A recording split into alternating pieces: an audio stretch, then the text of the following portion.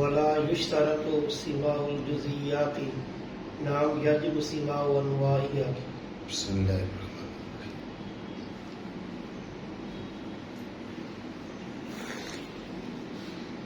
مجاز کے لیے علاقہ کا وجود ضروری ہے، اس میں تو کوئی کلام نہیں ہے.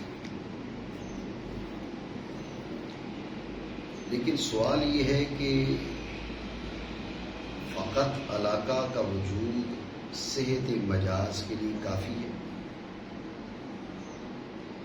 یا اہل عرب سے سماع بھی ضروری ہے؟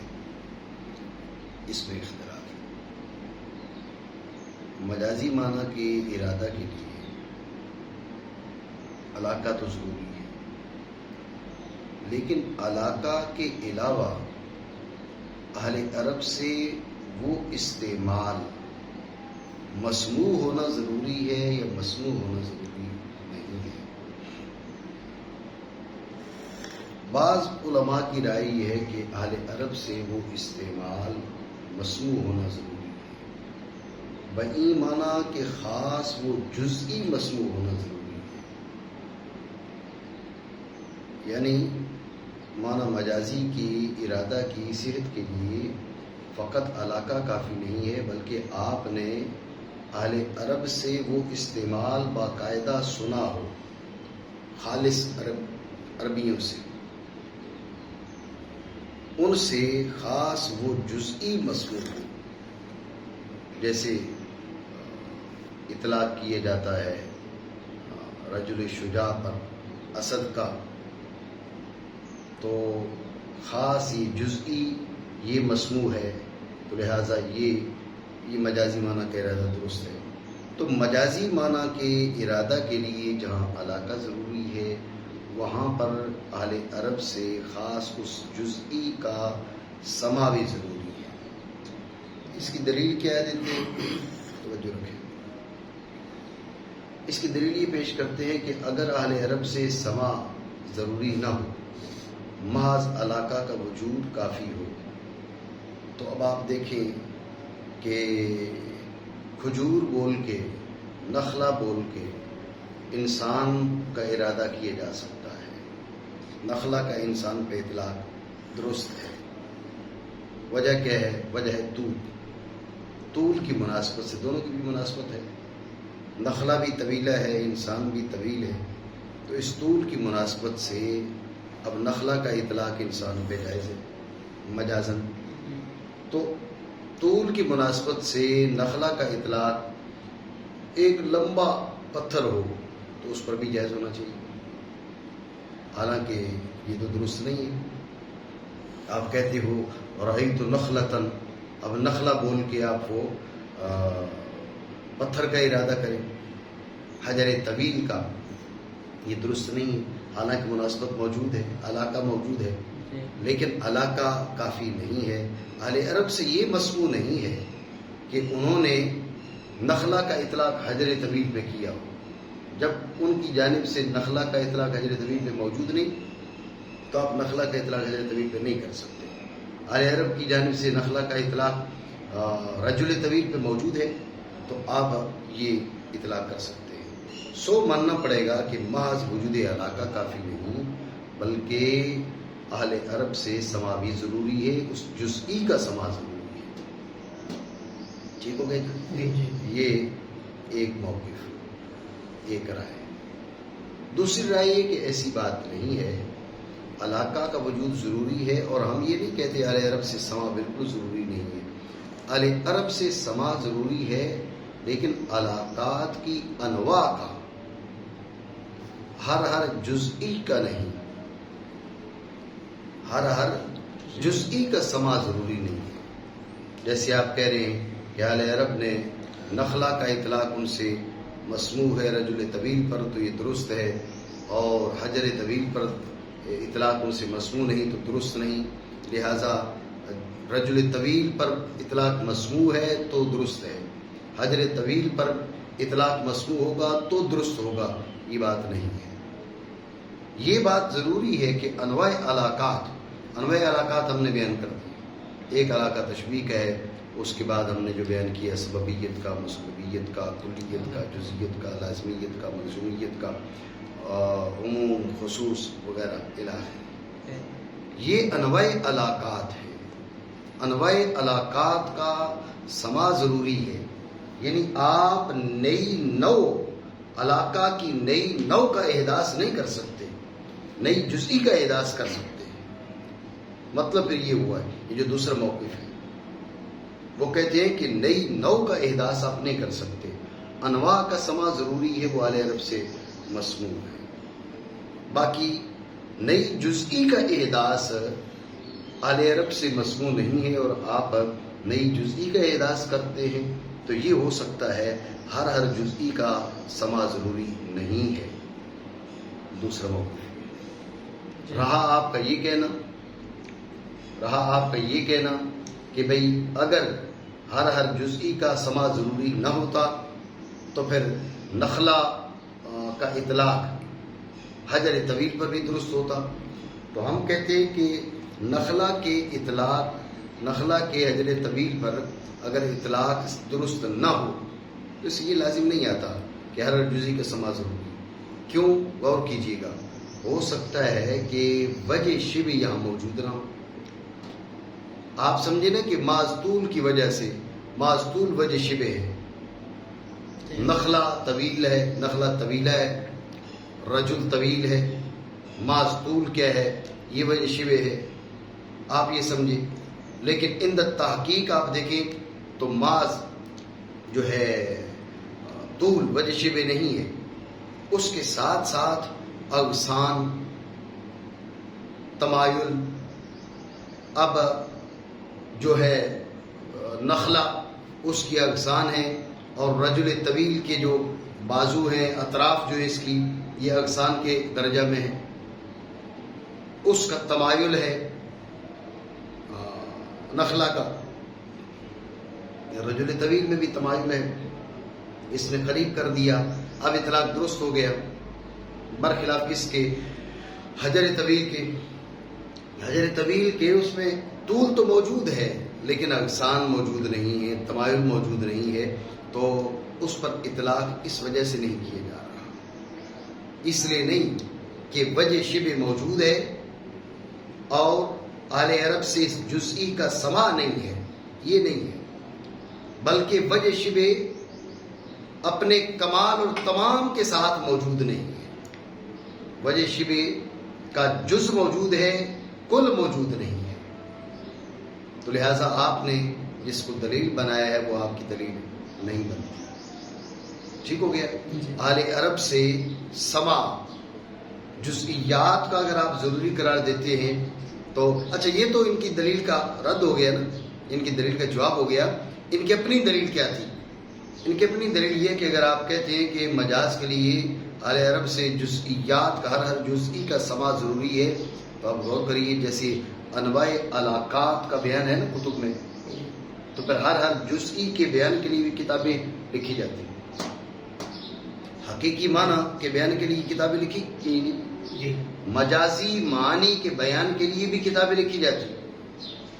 بھائی اس نخلا کو اس یہ معنی ہے مجازی میں استعمال کیا جا سکتا ہے، اسد کو فلاں فلاں فلاں فلاں فلاں ان معنی مجازی میں استعمال کیا جا سکتا ہے۔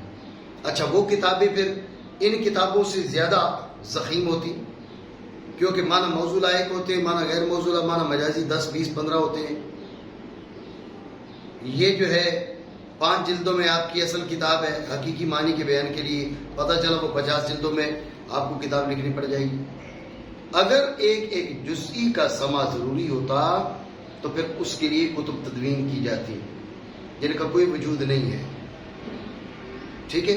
تو اب ان کے لیے کتب کا تدوین نہ ہونا گویا کہ باب مجاز کا صد لازمات ہے، اس کو بند کر دیا گیا ہے۔ اگر یہ بات لازم قرار دے کہ ہر جزئی کا سما ضروری ہے، سو ماننا پڑے گا ہر جزئی کا سما ضروری نہیں ہے، بلکہ انواع علاقات کا سما کافی ہے باب مجاز میں۔ ٹھیک ہو گیا؟ خلاصہ دوبارہ سمجھیے، دوبارہ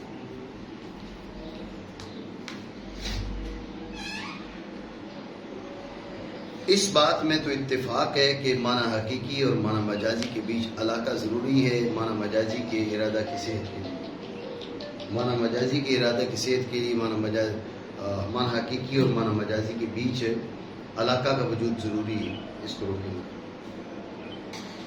تو اس بات میں اتفاق ہے کہ معنی مجازی کے ارادہ کے لیے ارادہ کی صحت کے لیے علاقہ کا وجود ضروری ہے. یہ بات تو درست ہے، لیکن آیا خاص اس جزئی کا اہل عرب سے سماع ضروری ہے یا سماع ضروری نہیں ہے؟ یعنی علاقہ کے ساتھ اس جزئی کا معنی مرادی کی معنی مجازی کے ارادہ کی صحت کے لیے اس جزئی کا اہل عرب سے سماع ضروری ہے، سماع ضروری نہیں ہے. ایک رائے یہ کہ اس جزئی کا اہل عرب سے سماع ضروری ہے، دوسری رائے یہ کہ اس جزئی کا اہل عرب سے سماع ضروری نہیں ہے. ہاں، انواع علاقات کا اہل عرب سے سماع ضروری ہے. مطلب پھر کیا نکلا؟ غور کریے گا. مطلب یہ نکلا جو کہتے ہیں اس جزئی کا اہل عرب سے سماع ضروری ہے، وہ کہتے ہیں جو جزئی جو معنی مجازی اہل عرب سے مسموع نہیں، آپ کسی نئی جزئی کا احداث نہیں کر سکتے. جو کہتے ہیں کہ جزئی کا سماع ضروری نہیں، جو نو ہے اس کا سماع کافی ہے، ان کا کہنا یہ ہے کہ آپ جزئیات کا احداث کر سکتے ہیں، کسی علاقہ جدیدہ اس کا آپ احداث نہیں کر سکتے. نو علاقہ اس کا احداث نہیں کر سکتے. ہم نے گن کے آپ کو بتا دی کل 25 علاقے ہیں. ایک علاقہ تشبیہ کا 24 علاقے مجاز مرسل کے. اب آپ 26واں نکال لیں، 27واں نکال لیں، یہ آپ نہیں کر سکتے. ان علاقات کے اندر جو ہے جو جزئیات ان کے تحت آتی ہیں، ان جزئیات میں نئی جزئی کا احداث آپ کر سکتے ہیں. یہ خلاصہ ہے ان مذاہب کا جو کہتے ہیں کہ سماع جزئی کا بھی ضروری ہے، ہر جزئی کا سماع ضروری ہے. وہ اپنی دلیل پیش کرتے ہیں کہ آپ دیکھ لیں، اگر جزئی کا سماع ضروری نہ ہوتا، محض مناسبت اور علاقہ کے وجود، علاقہ کی بنیاد پر آپ معنی مجازی کا ارادہ درست ہوتا، تو اب نخلا کا اطلاق رجل طویل پر کیا جاتا تو نخلا کا اطلاق حجر طویل پر بھی کیا جا سکتا تھا، ہو جانا چاہیے تھا، کیونکہ مشابہت تو برابر ہے. جیسے رجل طویل کے ساتھ مشابہت ہے، حجر طویل کے ساتھ بھی مشابہت ہے، تو نخلا بول کے آپ حجر طویل کا ارادہ نہیں کر سکتے. ماننا کیوں نہیں کر سکتے؟ بات وہی ہے، نخلا کا اہل عرب نے رجل طویل پہ اطلاق کیا ہے، یہ جزئی مسموع ہے. نخلا کا حجر طویل پہ اطلاق یہ جزئی مسموع نہیں ہے، لہذا آپ اس جزئی کا احداث نہیں کر سکتے. یہ ان کی دلیل ہے. ٹھیک ہو گیا. جو کہتے ہیں کہ ہر جزئی کا احداث ضروری نہیں ہے، بلکہ نو علاقہ کا سماع وہ کافی ہے، ہر جزئی کا سماع ضروری نہیں ہے، ان کی دلیل کیا ہے؟ وہ کہتے ہیں کہ اگر ہر جزئی کا سماع ضروری ہوتا معنی مجازی کی ارادہ کے لیے، مطلب یہ ہے کہ اہل عرب سے جو جزئیات معنی مجازی کی مسموع ہیں، فقط انہی جزئیات کو آپ آگے لے کے جا سکتے ہیں، نئی جزئی کا آپ احداث نہیں کر سکتے، تو پھر ان معنی مجازیہ کے بیان کے لیے بھی کتب تدوین ہونی چاہیے تھی. اور وہ کتب جو ہے آپ کے معنی حقیقیہ کے بیان کے لیے جو کتب ہیں، ان سے زیادہ ضخیم ہونی چاہیے. کیوں؟ معنی حقیقی ہے کہ لفظ کی وضع ایک ہی معنی کے لیے ہوگی، اشتراک تو قلیل ہے، تو لفظ کی وضع ایک معنی کے لیے، یہ معنی حقیقی ہے، معنی مجازی پتہ چلا 10 ہے. تو اب اگر معنی حقیقیہ کے بیان کے لیے 5 مجلدات پر کتاب ہے، تو پھر معنی مجازیہ کے بیان کے لیے 50 مجلدات پر کتاب درکار ہوگی. لیکن آپ دیکھ لیں، پوری لغت عرب کو چھان مارے، آپ کو ایک کتاب نہیں ملے گی جو معنی مجازیہ کے حصر کے لیے کتابیں لکھی گئی ہوں. ہاں، معنی حقیقیہ کے بیان کے دوران کہہ دیا جاتا ہے من المجاز کذا، یہ کہہ دیا جاتا ہے، لیکن معنی مجازیہ کے بیان کے لیے کتب کی تدوین نہ ہونا یہ دلیل ہے اس بات کی کہ ہر جزئی کا سماع ضروری نہیں ہے. اور اگر آپ ہر جزئی کا سماع ضروری قرار دے رہے ہیں، ادھر کتب کی تدوین بھی نہیں ہے، آپ سماع بھی ضروری کر رہے ہیں، اس کا مطلب ہے کہ آپ باب مجاز بند کرنا چاہ رہے ہیں، سد باب مجاز کرنا چاہ رہے ہیں، کیونکہ جزئیات تو مدون ہی نہیں ہے. جب جزئیات مدون ہی نہیں ہے تو پھر ان کا استعمال کیسے ہو پائے گا؟ یہ ان کی دلیل جو کہتے ہیں کہ ہر جزئی کا سما ضروری نہیں ہے، بلکہ علاقہ جو ہے اس کی نوع کا سما کافی ہے۔ انہوں نے جو دلیل پیش کی ہے اس کا وہ جواب دے رہے ہیں کہ نخلا کا حجر طویل پر اطلاق درست نہ ہونا، نخلا بول کے حجر طویل کا ارادہ درست نہ ہونا، یہ کوئی دلیل نہیں ہے آپ کے اس موقف کلی پر۔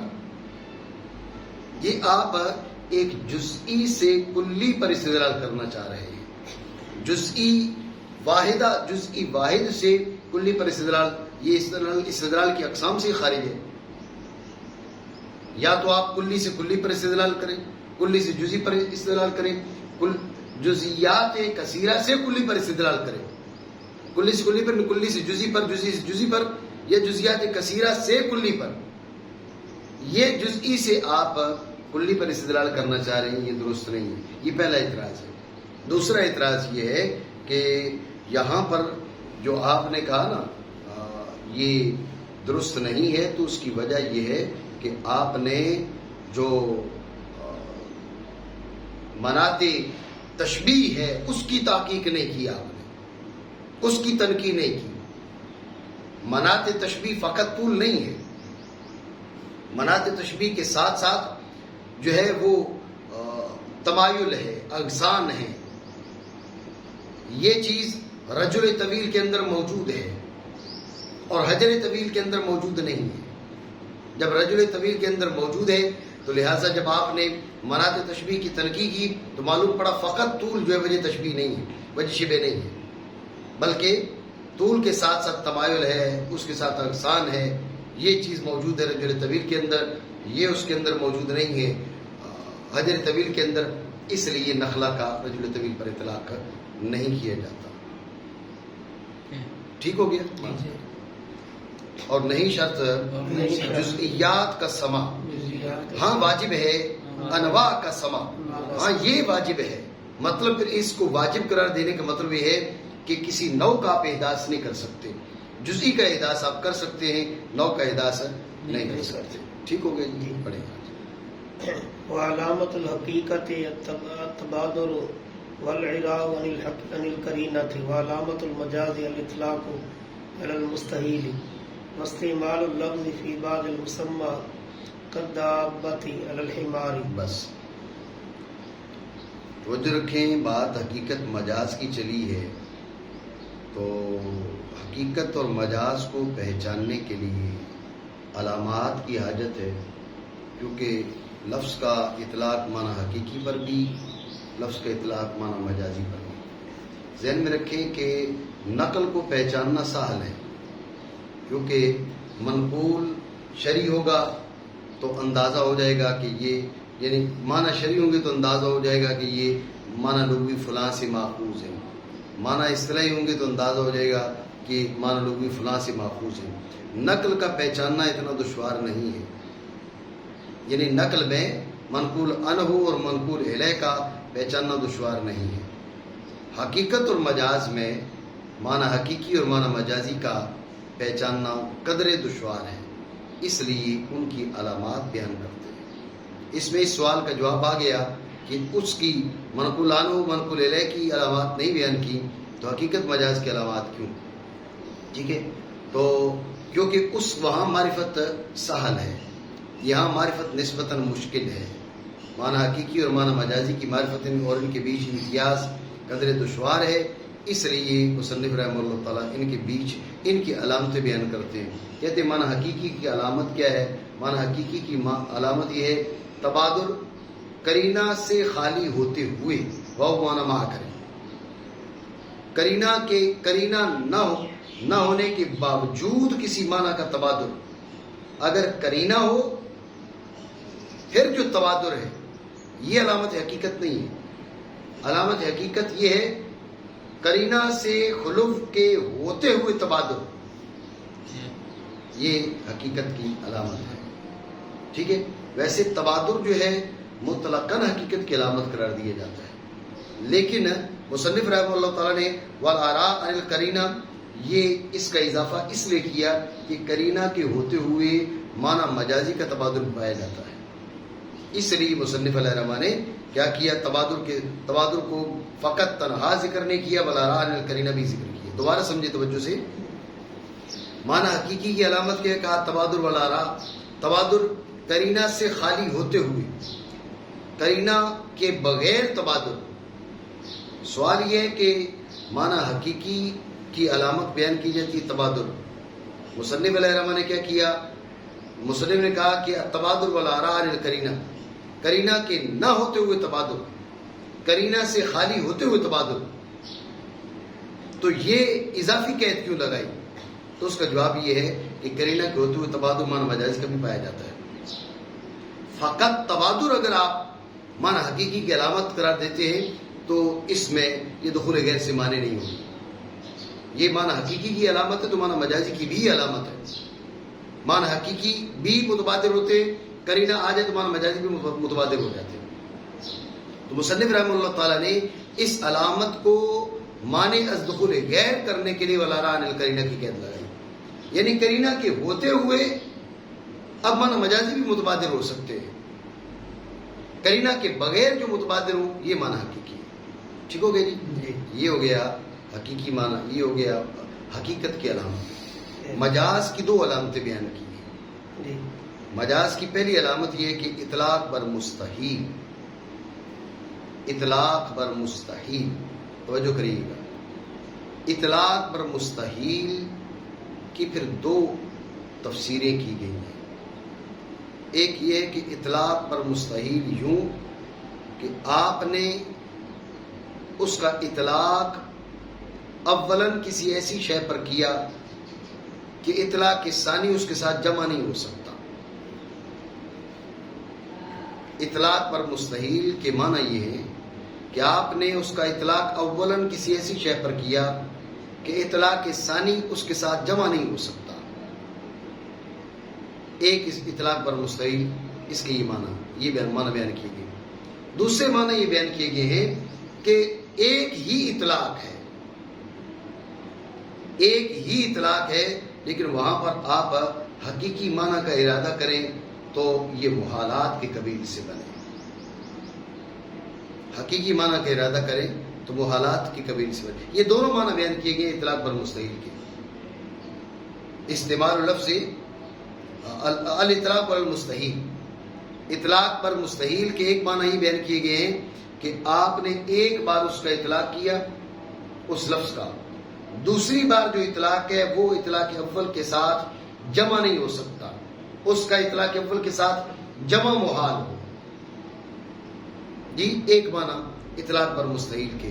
اطلاق پر مستحیل کے دوسرے معنی یہ ہیں کہ آپ نے، اب اس میں دو اطلاق نہیں، اس میں ایک اطلاق ہے.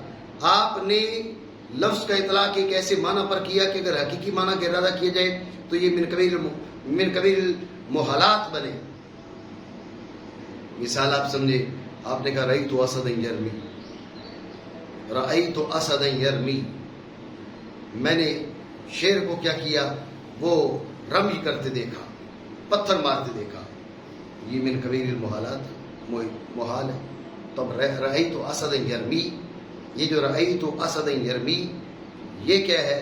یہ اطلاق بر مستحیل ہے. یہ علامت ہے کس کی؟ مجاز کی. جو پہلے معنی میں نے آپ کو بتایا کہ اس کا ایک اطلاق کیے جائے اور دوبارہ اس کا اطلاق کیے جائے، دوسرا اطلاق اول کے ساتھ جمع نہ ہو سکے، یہ تفسیر محل نظر ہے. اس لیے کہ اول اس کے لیے اطلاق کا تعدد ضروری ہے، نمبر ایک. نمبر دو، یہ بات مشترک میں بھی پائی جائے گی. لازمی نہیں کہ مجاز ہی ہو. آپ نے مشترک کا اطلاق کیا، پہلے اطلاق کیا مشترک کے ایک معنی کا ارادہ کیا، دوسری بار اطلاق کیا دوسرے معنی کا ارادہ کیا. اب دوسرے معنی کا جو ارادہ کیا وہ پہلے معنی کے ساتھ جمع اس انداز میں نہیں ہو سکتا کہ کوئی ایسی علامت ہے، کوئی ایسا قرینہ ہے کہ یہ والے معنی یہاں پر نہیں ہے. آپ کہتے ہیں کہ رأیت عینا تجری ورأیت عینا تطلع، ٹھیک ہے نا جی؟ رأیت عینا تجری ورأیت عینا تطلع. اب یہ جو اطلاق ثانی ہے، یہ اطلاق اول کے ساتھ جمع نہیں ہو سکتا. وہی معنی کہ یہ والے معنی مراد نہیں ہو سکتے، کیونکہ جو طلوع ہو رہا ہے یہ والا نہیں ہے، تجری والا نہیں ہو سکتا. رأیت عینا تجری مطلب چشمہ یا آنکھ، رأیت عینا تطلع، اب سورج کے علاوہ مراد ہی نہیں ہو سکتا. اب اطلاق ثانی اطلاق اول کے ساتھ جمع نہیں ہو سکتا، لیکن یہ مجاز نہیں ہے، یہ اشتراک ہے. لہذا یہ جو اطلاق بر مستحیل کی توجیہ ہے اور اطلاق بر مستحیل کا یہ جو مفہوم ہے یہ محل نظر ہے. زیادہ مناسب شرح کلام مصنف میں یہ ہے کہ اطلاق بر مستحیل یعنی آپ نے لفظ کا اطلاق کیسے معنی پر کیا، اگر حقیقی معنی کا ارادہ کیا جائے تو استعارہ لازم ہے، اور استعارہ بھی عادیہ لازم ہے. ٹھیک ہو گیا جی؟ دوبارہ سمجھیں، میں نے آپ کو بتایا کہ الاطلاق بر مستحیل مجاز کی ایک علامت یہ ہے کہ اطلاق بر مستحیل. اس کی وضاحت میں شارحین کے کلمات مختلف ہیں. بعض نے کہا کہ ایک بار اس کا اطلاق ہو اور دوبارہ جو اطلاق ہے وہ اول کے ساتھ جمع نہ ہو سکے، وہی معنی کہ اگر اول ہی مراد ہو تو اب استعارہ لازم آئے. ایک بار اطلاق کیا لفظ کا، دوبارہ جو اطلاق ہے یہ اول کے ساتھ جمع نہیں ہو سکتا، وہی معنی کہ اس سے اگر یہ ہی مراد ہو تو پھر کیا ہے، استعارہ لازم آئے. بعض نے یہ معنی کیا جی. بعض نے کہا نہیں، اطلاق پر مستحیل کے معنی یہ ہے کہ آپ نے لفظ کا اطلاق کیا، وہاں معنی حقیقی کا ارادہ کیا جائے تو استعارہ لازم آئے، معنی حقیقی کا ارادہ کیا جائے تو استعارہ لازم آئے. کیسے؟ آپ نے کہا رأیت اسدا یرمی، میں نے شیر کو کیا کیا، میں نے رمج کرتے دیکھا. واضح سی بات ہے اس سے حیوان مفترس مراد نہیں ہو سکتا. جب حیوان مفترس مراد نہیں ہو سکتا تو پھر لازمی طور پہ مجازی معنی مراد ہے.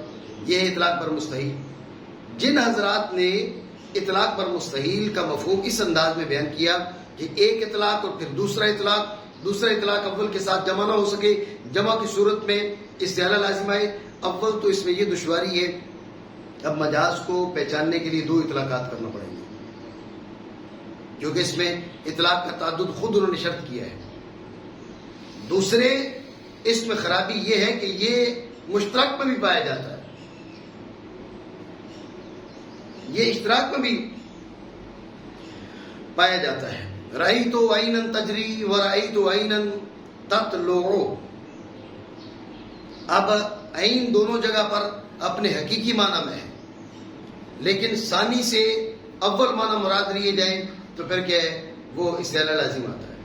کیونکہ طلوع جو ہے وہ نہ آنکھ کی شان ہے نہ چشمے کی شان ہے، طلوع تو سورج کی شان ہے جی.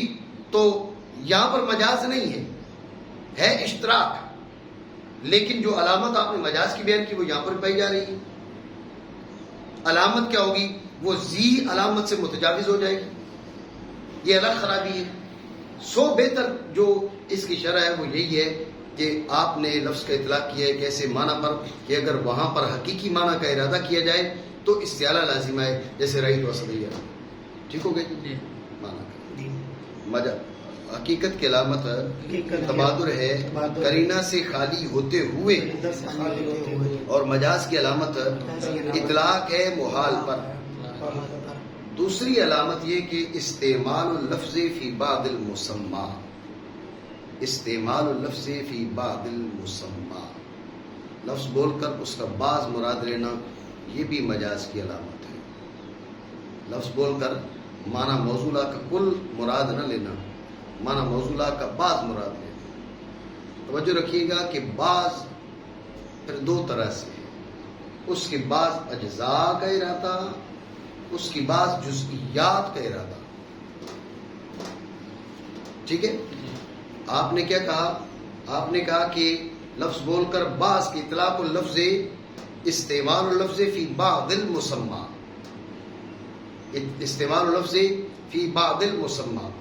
تو بعضیت دو طرح سے ہے، بعضیت من حیث الجزء اور بعضیت من حیث الجزئیت، یعنی لفظ کا اطلاق ہو اور اس کا جز مراد ہو، لفظ کا اطلاق ہو اور اس کی جزئی مراد ہو.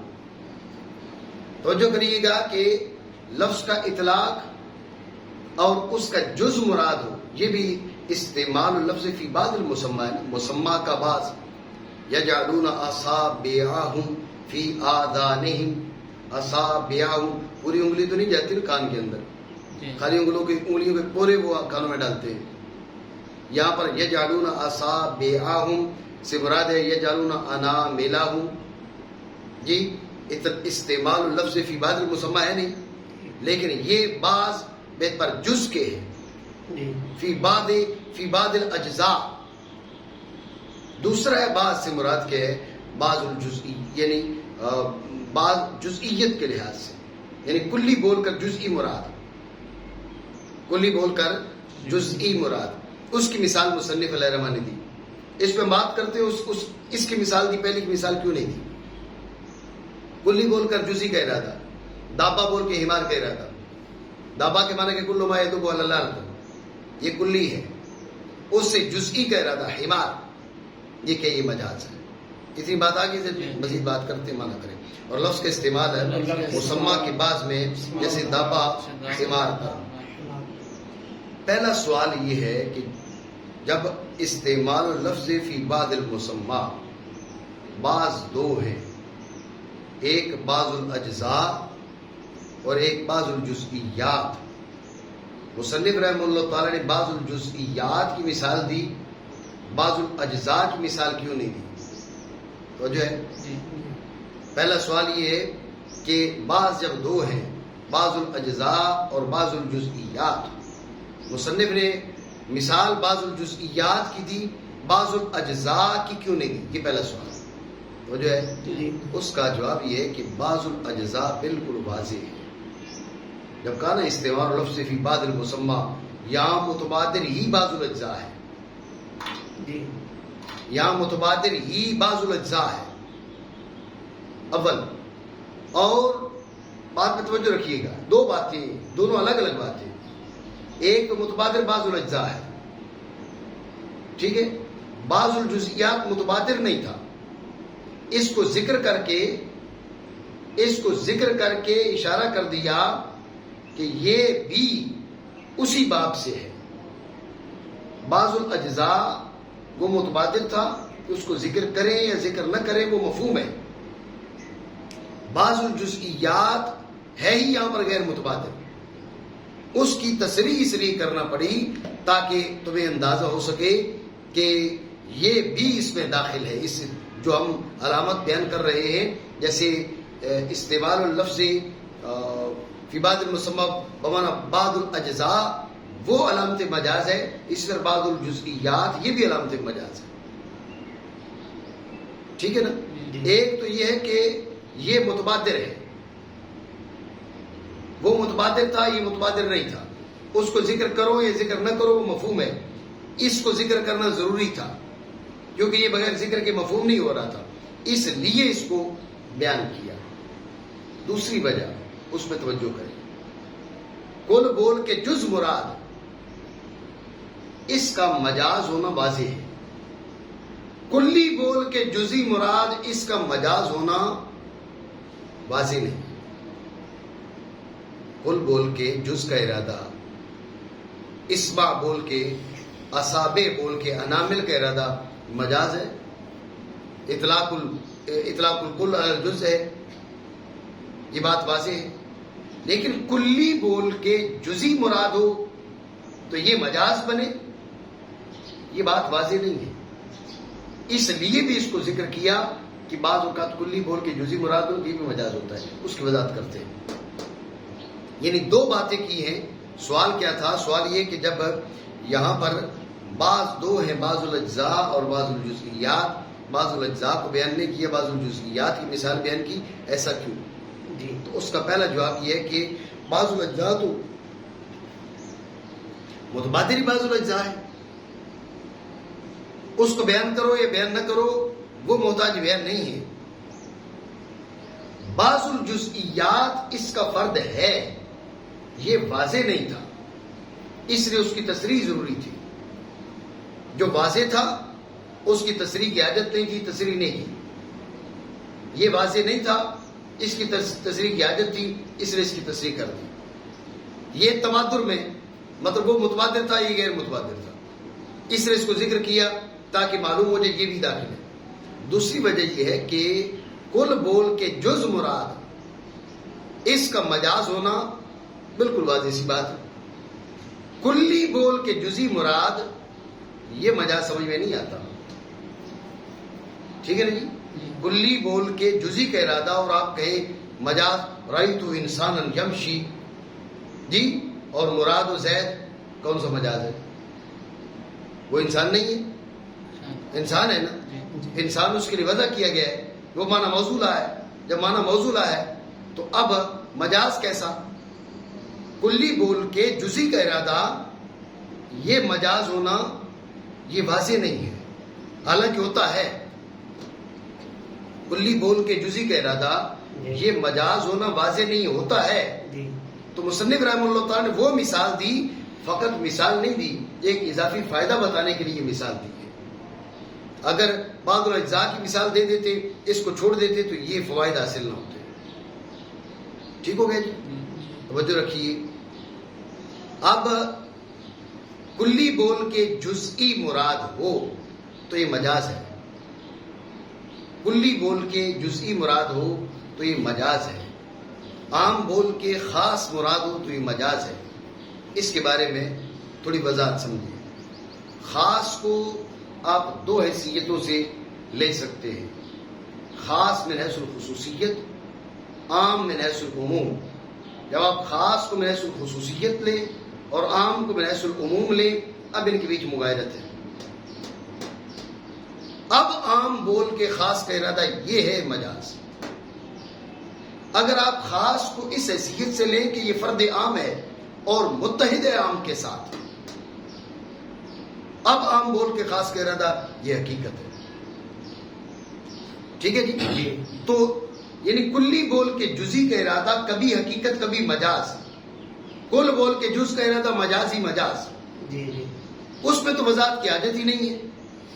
کلی بول کے جزی کا ارادہ یہ کبھی حقیقت کبھی مجاز، اس لیے یہ حیز خفا میں تھا، اس لیے اس کو بیان کیا. اب دیکھیں کذاب علی الحمار، یہ مثال دینے میں حکمت یہ ہے کہ یہ حیز خفا میں تھا.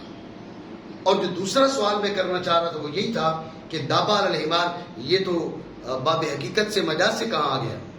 تو اس گفتگو سے اس کا جواب حاصل ہو گیا کہ مجاز سے یوں ہے کہ یہاں دابا علی الحمار اس کو اس اطلاق کو اطلاق مجازی اس حیثیت سے قرار دے رہے ہیں کہ خاص من حیث الخصوصیت لیا گیا، عام من حیث العموم لیا گیا. جب خاص من حیث الخصوصیت، عام من حیث العموم، اب ان کے بیچ مغایرت ہے، ان کے بیچ مغایرت ہے. تو اب عام بول کے خاص کا ارادہ یہ مجاز ہے. مطلب یہ ہے کہ عام بول کے خاص کا ارادہ، کلی بول کے جزی کا ارادہ، یہ ہی حقیقت ہے، یہ ہی مجاز ہے. حیثیات کا اختلاف ہے، بعض اعتبارات سے یہ حقیقت ہے، بعض اعتبارات سے یہ مجاز ہے. ٹھیک ہو گیا جی؟ دوبارہ سمجھیں. تو جو پہلے سوال کے جو دو جواب دیے، اس میں دوسرے جواب میں یہ کہا کہ کلی کا جو جزی پر اطلاق ہے اس کا مجاز ہونا یہ واضح نہیں ہے، یہ خفا میں ہے، کبھی حقیقت ہوتا ہے کبھی مجاز ہوتا ہے. تو اس لیے انہوں نے بیان کر دیے وہ جو حیز خفا میں تھا اس کی وضاحت میں آپ کو بتایا کہ خاص اور عام کو آپ دو حیثیتوں سے لے سکتے ہیں. خاص من حیث الخصوصیت لیں، عام من حیث العموم لیں، تو اب ان کے بیچ تغایر ہے. اب عام بول کے خاص کا ارادہ مجاز. ٹھیک ہے؟ آپ لیں خاص کو اس حیثیت سے کہ یہ عام کا فرد ہے اور اس کے ساتھ متحد ہے، عام کا فرد ہے اور اس کے ساتھ متحد ہے. خاص کو من حیث الخصوصیت نہیں لیے، من حیث الخصوصیت لیں گے، اس کو من حیث العموم لیں گے، اب اتحاد نہیں ہوگا، اب فرق آ جائے گا. آپ اس حیثیت سے لیں عام خاص کو کہ یہ متحد ہے عام کے ساتھ اور اس کا فرد ہے. اب عام بول کے خاص کا ارادہ یہ حقیقت ہے، اب مجاز نہیں. اب کلی بول کے جزی کا ارادہ یہ حقیقت ہے، مجاز نہیں. ٹھیک ہو گیا؟ جب یہ وضاحت آپ کے سامنے آ گئی تو اب اس سوال کا جواب یہاں پر جو دوسرا ممکنہ سوال تھا وہ یہ تھا دابا بول کے حمار پر اطلاق کی تو اب من قبیل الحقیقت ہے، من قبیل المجاز تو ہے نہیں، یہ مثال ممثلہ کے مطابق نہیں ہے. جی، تو اس کا جواب یہ ہے کہ یہ باب مجاز سے بن سکتی ہے، بنتی ہے بعض اعتبارات سے. وہ اعتبار کیا ہے؟ وہ اعتبار ہے کہ خاص من حیث الخصوص لے لو، عام من حیث العموم لے لو. اب ان کے بیچ مغایرت آ گئی تو عام بول کے خاص کا ارادہ، یہ مانا موضوع کے غیر کا ارادہ. مغایرت ہے نا جی، مغایرت ہے تو غیر ہے. جب مغایرت آ گئی تو غیر ہے، تب عام بول کے خاص کا ارادہ مانا موضوع کے غیر کا ارادہ، غیر کا ارادہ تو یہ مجاز ہے. یہاں پر اسی اعتبار سے اس کو لیا گیا، اور اسی امر پر تنبیہ کے لیے مصنف علیہ الرحمٰن نے کیا کیا، یہ اطلاق استعمال لفظ فی بعض المسمى کے اندر بعض الاجزاء کا ذکر نہیں کیا، بعض الجزئیات کا ذکر کر دیا. ٹھیک ہوا یا خراب ہو گیا؟ ٹھیک. اور مجاز کی علامت اطلاق ہے محال پر، اور استعمال ہے لفظ کا مسمى کے بعض میں. تو یہ میں نے آپ کو بتایا بعض، پھر دو اعتبار سے، بعض الاجزاء بعض الجزئیات. مثال بعض الجزئیات کی دی، کیوں دی اس پہ گفتگو ہو چکی، جیسے دابا حمار پر. جی. والنقل والمجاز اولا من الاشتراک والمجاز اولا من النقل والمجاز.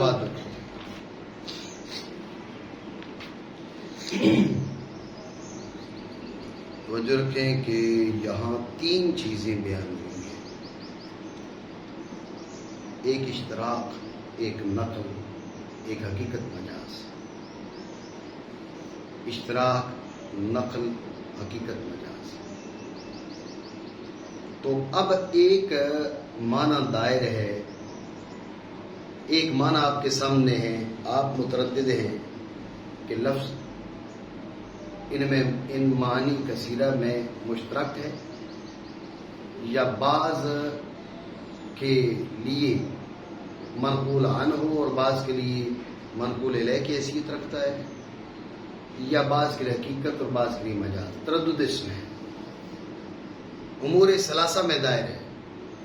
ایک لفظ اس کے ایک سے زائد معنی، ایک لفظ کثیر المعنی، اس کے بیچ آپ کو تردد ہے کہ آیا یہ ان معنی میں اشتراک ہے، نقل ہے یا حقیقت مجاز ہے. جی. تو ذہن میں رکھیں کہ نقل اور مجاز کو اشتراک پر رجحان ہے. نقل اور مجاز دونوں اشتراک سے راجی ہیں. ٹھیک ہو گیا؟ یعنی آپ کو تردد ہے کس میں، نقل اور اشتراک میں تو نقل راجی ہے، مجاز اور اشتراک میں تو مجاز راجی ہے. یعنی یہ دونوں راجی ہیں. دوران ہے تین میں، تو آپ ذہن میں رکھیں اشتراک مرجوح ہے، اس کو نکال دیں. اب آپ کے پاس دو مادے بچ گئے، ایک نقل اور ایک مجاز. اب ان کے بیچ رجحان کس کو ہے؟ قابل مجاز اولا من النقل. اب ان دونوں کے بیچ کیا ہے؟ ان دونوں کے بیچ مجاز کو رجحان ہے. حاصل کلام کیا ہوا؟ سب سے راجی مجاز ہے، پھر نقل ہے، پھر اشتراک ہے. آپ کثیر المعنی کو حقیقت مجاز پہ معمول کریں گے، حقیقت مجاز پہ نہ ہو سکا تو اب نقل پہ معمول کریں گے، اس پہ نہ ہو تو اب اشتراک پہ معمول کریں گے. ٹھیک ہو گئی؟ خلاصہ پھر سمجھیے. بات چل رہی ہے لفظ کثیر المفرد کثیر المعنی کی. ہمارے سامنے ایک مفرد ہے، کثیر المعنی ہے. اب ہمیں تردد ہے کہ یہ معنی کثیرہ میں مشترک ہے، حقیقت مجاز ہے، یا ان کے بیچ نقل ہے. تو اب ترجیح کس کو ہے؟ دیکھیں اگر دلیل موجود ہے وہاں پر تو وہ اپنی جگہ پر ہے. اگر وہاں پر دلیل موجود ہے کسی بھی اشتراک کی مثلا یا نقل کی، جس کی دلیل موجود ہے، جس پر دلیل اور قرینہ موجود ہے، رجحان اسی کو ہے.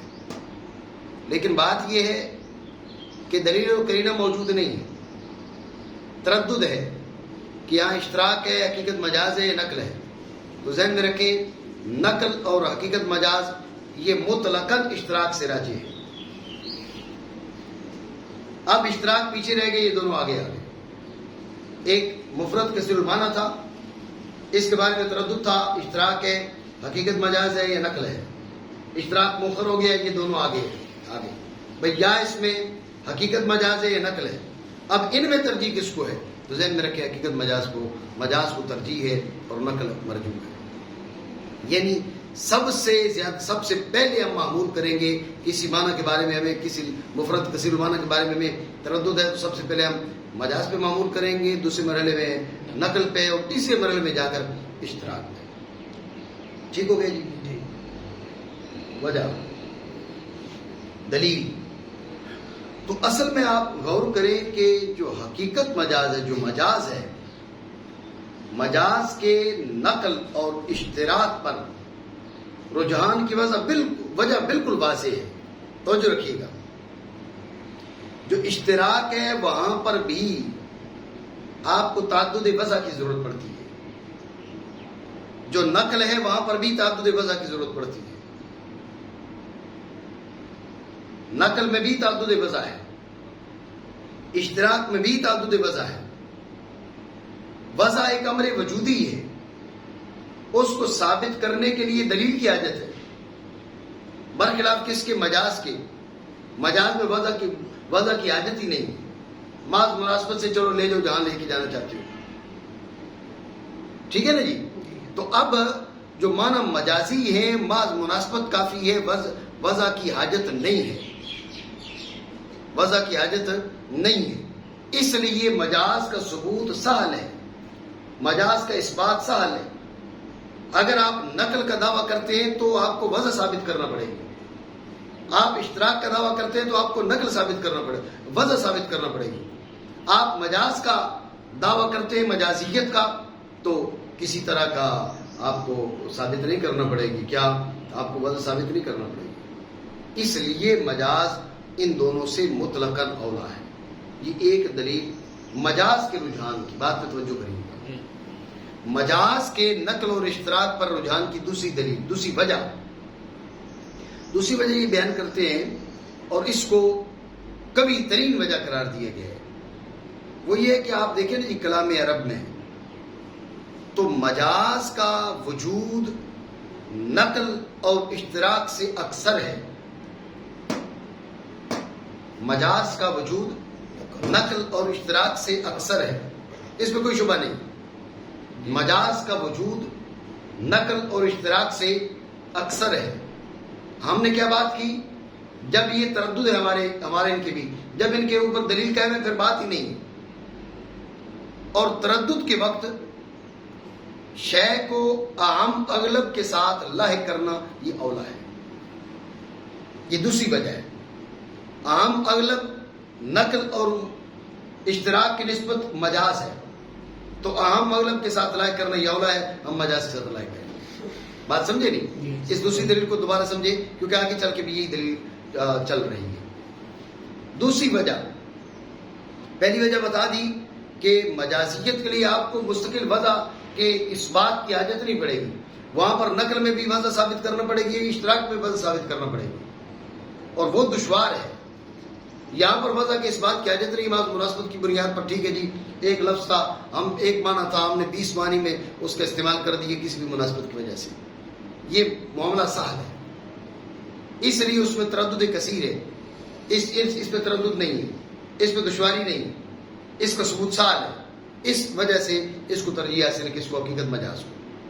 دوسری وجہ یہ ہے کہ کلام عرب کے مطالعہ اور استخراج سے بات پتہ چلتی ہے کہ نقل اشتراک کی نسبت مجاز کا وجود اکثر ہے، مجاز اکثر وجوداً ہے. اور ہماری بات کس مفرد کثیر المعنی میں ہو رہی ہے کہ جس کے معنی کثیرہ کے بیچ اشتراک یا نقل اس پہ دلیل نہیں ہے. یعنی ہم متردد ہیں، اس کو اشتراک کے ساتھ لائق کریں، اس کو نقل کے ساتھ لائق کریں، حقیقت مجاز بنائیں، تو ایسے مواقع پر عام مغلب کے ساتھ لائق کیا جاتا ہے، شے کو عام مغلب کے ساتھ لائق کیا جاتا ہے. اور نقل اور اشتراک کی نسبت عام مغلب کے مجاز ہے تو مجاز کے ساتھ لائق کریں گے. ٹھیک ہو گئی جی؟ یہ مجاز کے دونوں پر رجحان کی وجہ. اب نقل کے اشتراک پر رجحان کی وجہ دیکھیں تو بے عین ہی یہ دوسری وجہ ہے. نقل اور اشتراک کو دیکھیں تو نقل عام اغلب ہے کس سے؟ اشتراک سے. اب دیکھیں نا، معنی لفظ جو ہے کئی معنی میں مشترک ہوتا ہے، لیکن آپ نقل کو دیکھیں، آپ کے جتنے فنون ہیں نا، ارباب فنون مطلب فنون کی تعداد ہزاروں میں ہے، اور ہر فن کی اصطلاحات پھر آگے ہزاروں میں ہے. فنون کی تعداد ہزاروں میں، ان کی اصطلاحات ہزاروں میں، اب لکھوں کا الفاظ ہیں جن میں نقل موجود ہے. تو نقل اکثر ہے. یہ تو ہم نے فقط نقل کس کی بات کی ہے؟ یہ منقول اصطلاحی کی بات کی ہے. منقول عرفی ہے، انگنت لا تعد ولا تحصى. منقولات شرعیہ ہے. تو نقل جو ہے یہ اشتراک کی نسبت اکثر ہے. تو جب تردد ہو تو عام مغلب کے ساتھ لا کیا جاتا ہے، تو لہذا عام مغلب نقل ہے، تو اشتراک کی نسبت نقل راجح ہے. ٹھیک ہو گئی بات؟ آ گئی ذہن میں؟ اور نقل اور مجاز اولا ہے. مجاز نقل سے اکثر ہے بھائی. مجاز اکثر ہے. یہ اگر دیکھا جائے جس کا ابھی بات ہوئی ہے پھر تو نقل زیادہ نہیں ہوگا. نہیں، مجاز پھر بھی زیادہ ہے. مجاز اس لیے زیادہ ہے کہ آپ دیکھیں نہیں کہ معنی مجازیہ، آپ با کو لے لیں، با حرف جر جو ہے اس کے ایک معنی حقیقی ہیں، اس کے معنی مجازی دیکھیے کتنے ہیں. ٹھیک ہے. اسی طرح آپ جو ہے لام کو لے لیں وغیرہ وغیرہ. معنی مجازیہ کو معنی حقیقیہ کے مقابل دیکھیں تو معنی مجازیہ کثیر ہے. جو منقولات ہیں، جو نقل ہے، آپ غور کریں کہ نقل ہر لفظ میں متحقق نہیں ہے. اگر ہے تو عمومی طور پہ ایک دو معنی کی طرف نقل ہے. مجاز تقریباً ہر لفظ میں متحقق ہے، اور پھر ایک حقیقی معنی تو 2 4 5 10 15 یہ مجازی معنی. اس چیز پر جب آپ نظر کریں گے تو مجاز اکثر ہے. یعنی نقل بھی کثیر ہے. یہ اس جانب ذہن جاتا ہی اس لیے کہ نقل میں کثرت ہے. لیکن اگر ہم غور کریں تو نقل میں کثرت ہونے کے باوجود مجاز اس سے بھی زیادہ ہے، کیونکہ مجاز تقریباً ہر لفظ میں موجود ہے، اسماء میں، افعال میں، حروف میں. اور ایک معنی حقیقی تو 10 معنی مجازیہ. تو پھر مجاز اکثر ہے نقل کی نسبت. اور نقل اور مجاز اولا ہے اشتراک سے، اور مجاز اولا ہے نقل سے. جی. والمجاز بالذات انما هو في الاسماء واما الفعل وسائر المشتقات والادات فانما يوجد فيها بالتبعية. بس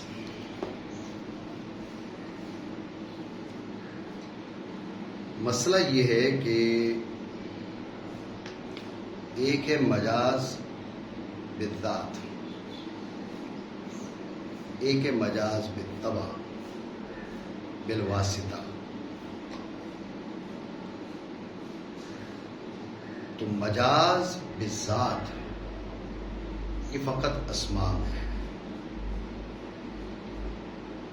کلمات میں، کلمات میزانیہ، فعل اس میں، اور حروف میں یعنی ادوات میں جو مجاز ہے یہ بالطبع پایا جاتا ہے. یہ انہوں نے جو بات کی اس کا خلاصہ ہے.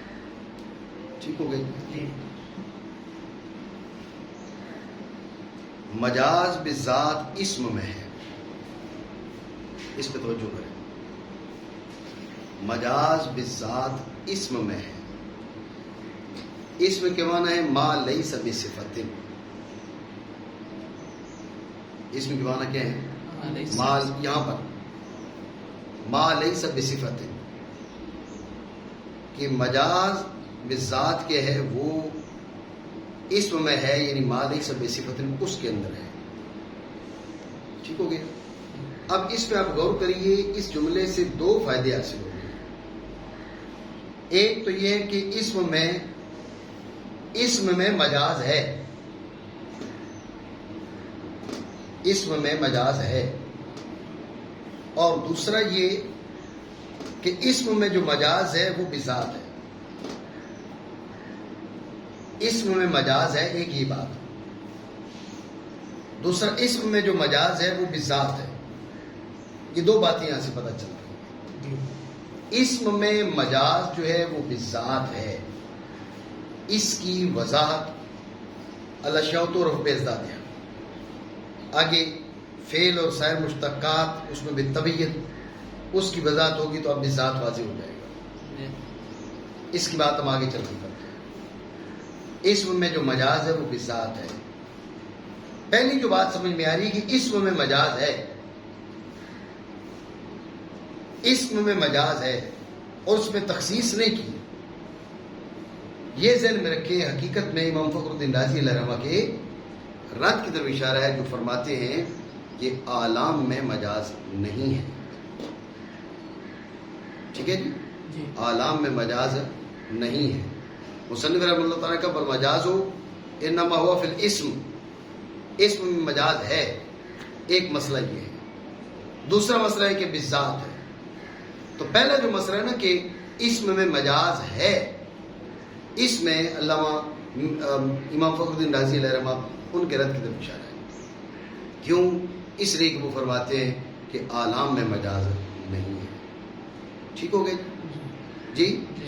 آپ یہ سمجھیں کہ امام فخر الدین رازی علیہ رحمہ کے موقف کی دلیل کیا ہے کہ اعلام میں مجاز کیوں نہیں ہے, اعلام میں مجاز کیوں نہیں ہوتا.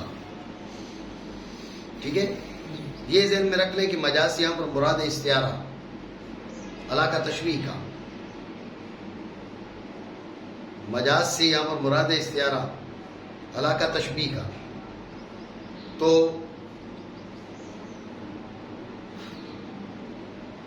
امام راضی نے خود یہ توجیہ نہیں کی.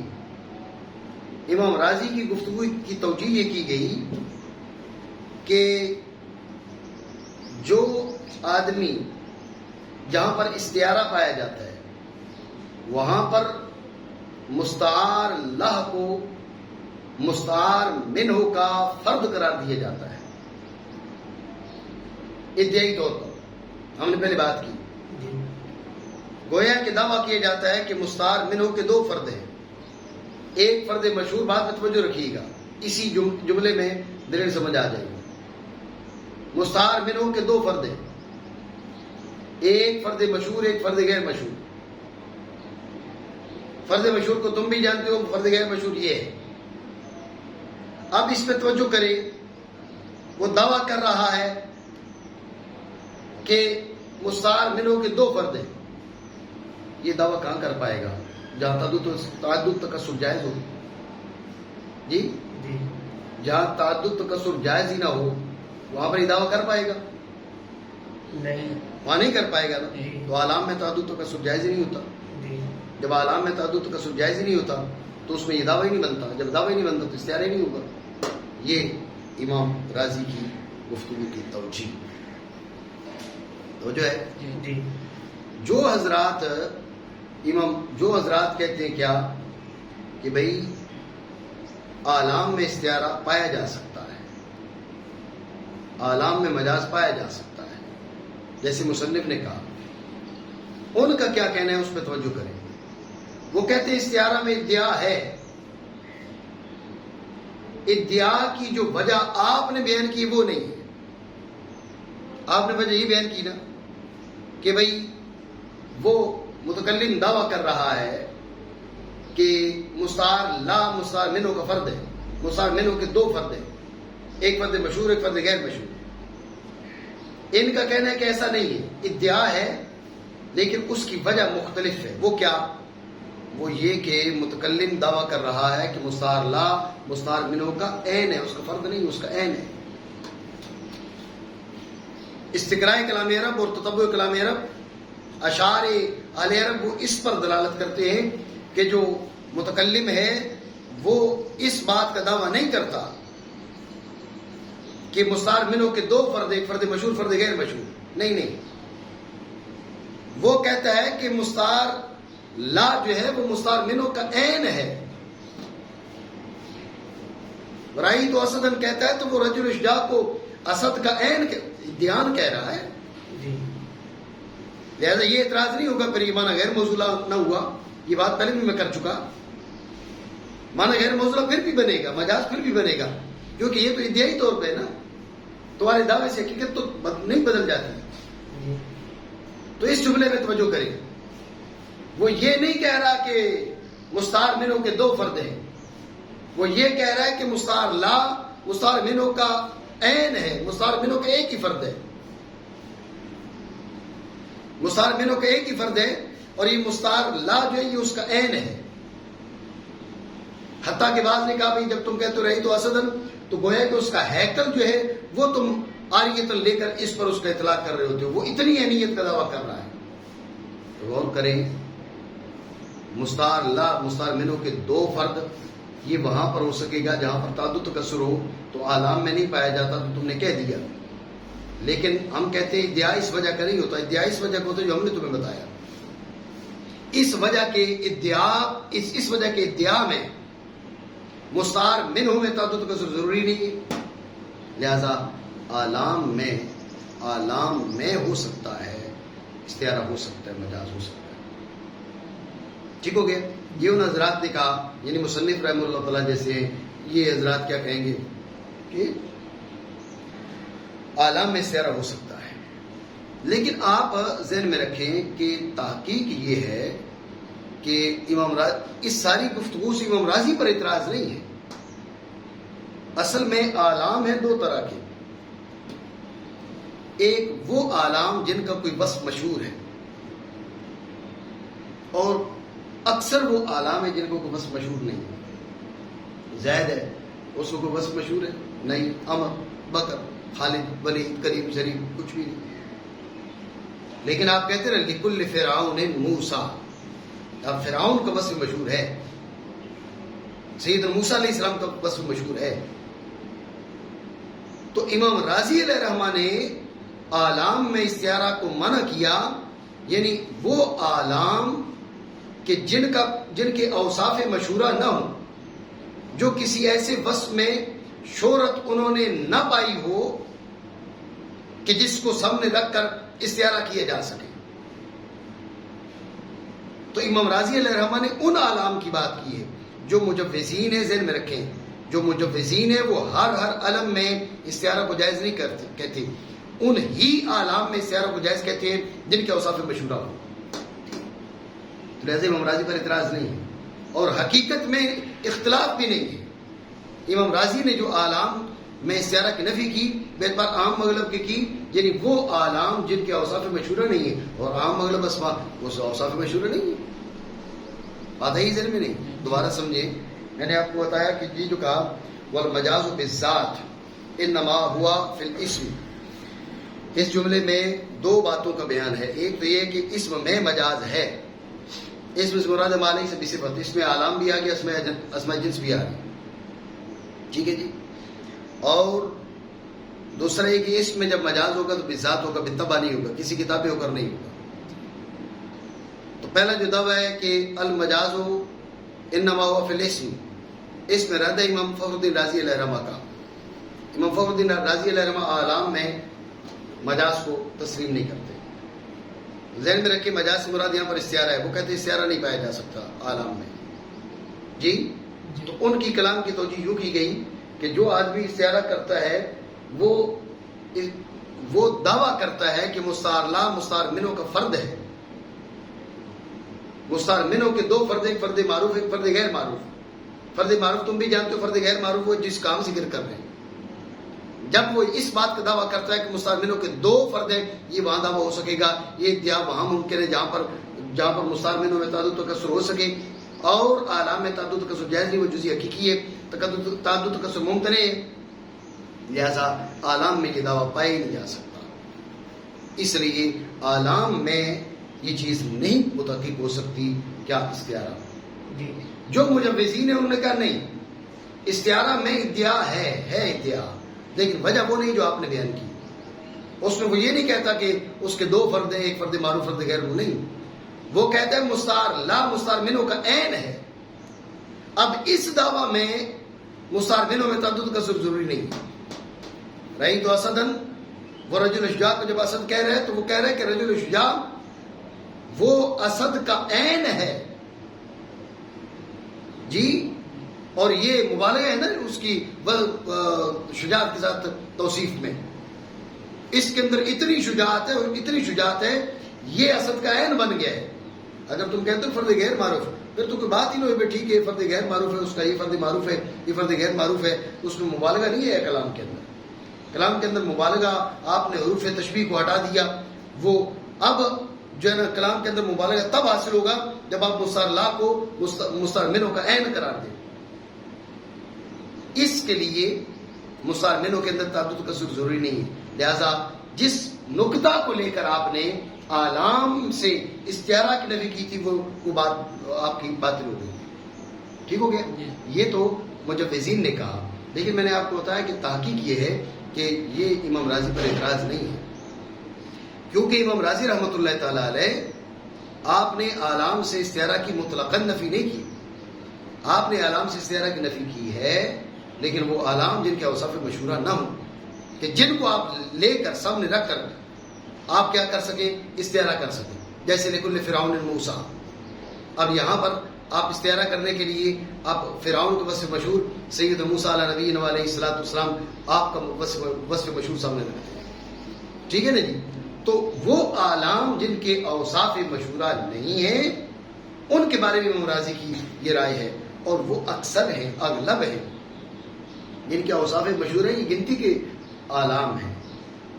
جو حضرات مدعی ہیں، مجوزین ہیں، جیسے مصنف، وہ بھی ہر علم میں اس کے مجوز نہیں، بلکہ وہ آلام جن کے اوصاف مشہورہ ہیں. تو پھر اختلاف ہی نہ ہوا. امام فخر الدین رازی علیہ الرحمہ نے مطلقاً نفی نہیں کی، اور مجوزین نے مطلقاً اس بات نہیں کیا. نفی کا جو مورد ہے وہ الگ ہے، اس بات کا جو مورد ہے وہ الگ ہے. آپس میں کوئی اختلاف نہیں ہے، نظام از لفظی. ٹھیک ہو گیا جی؟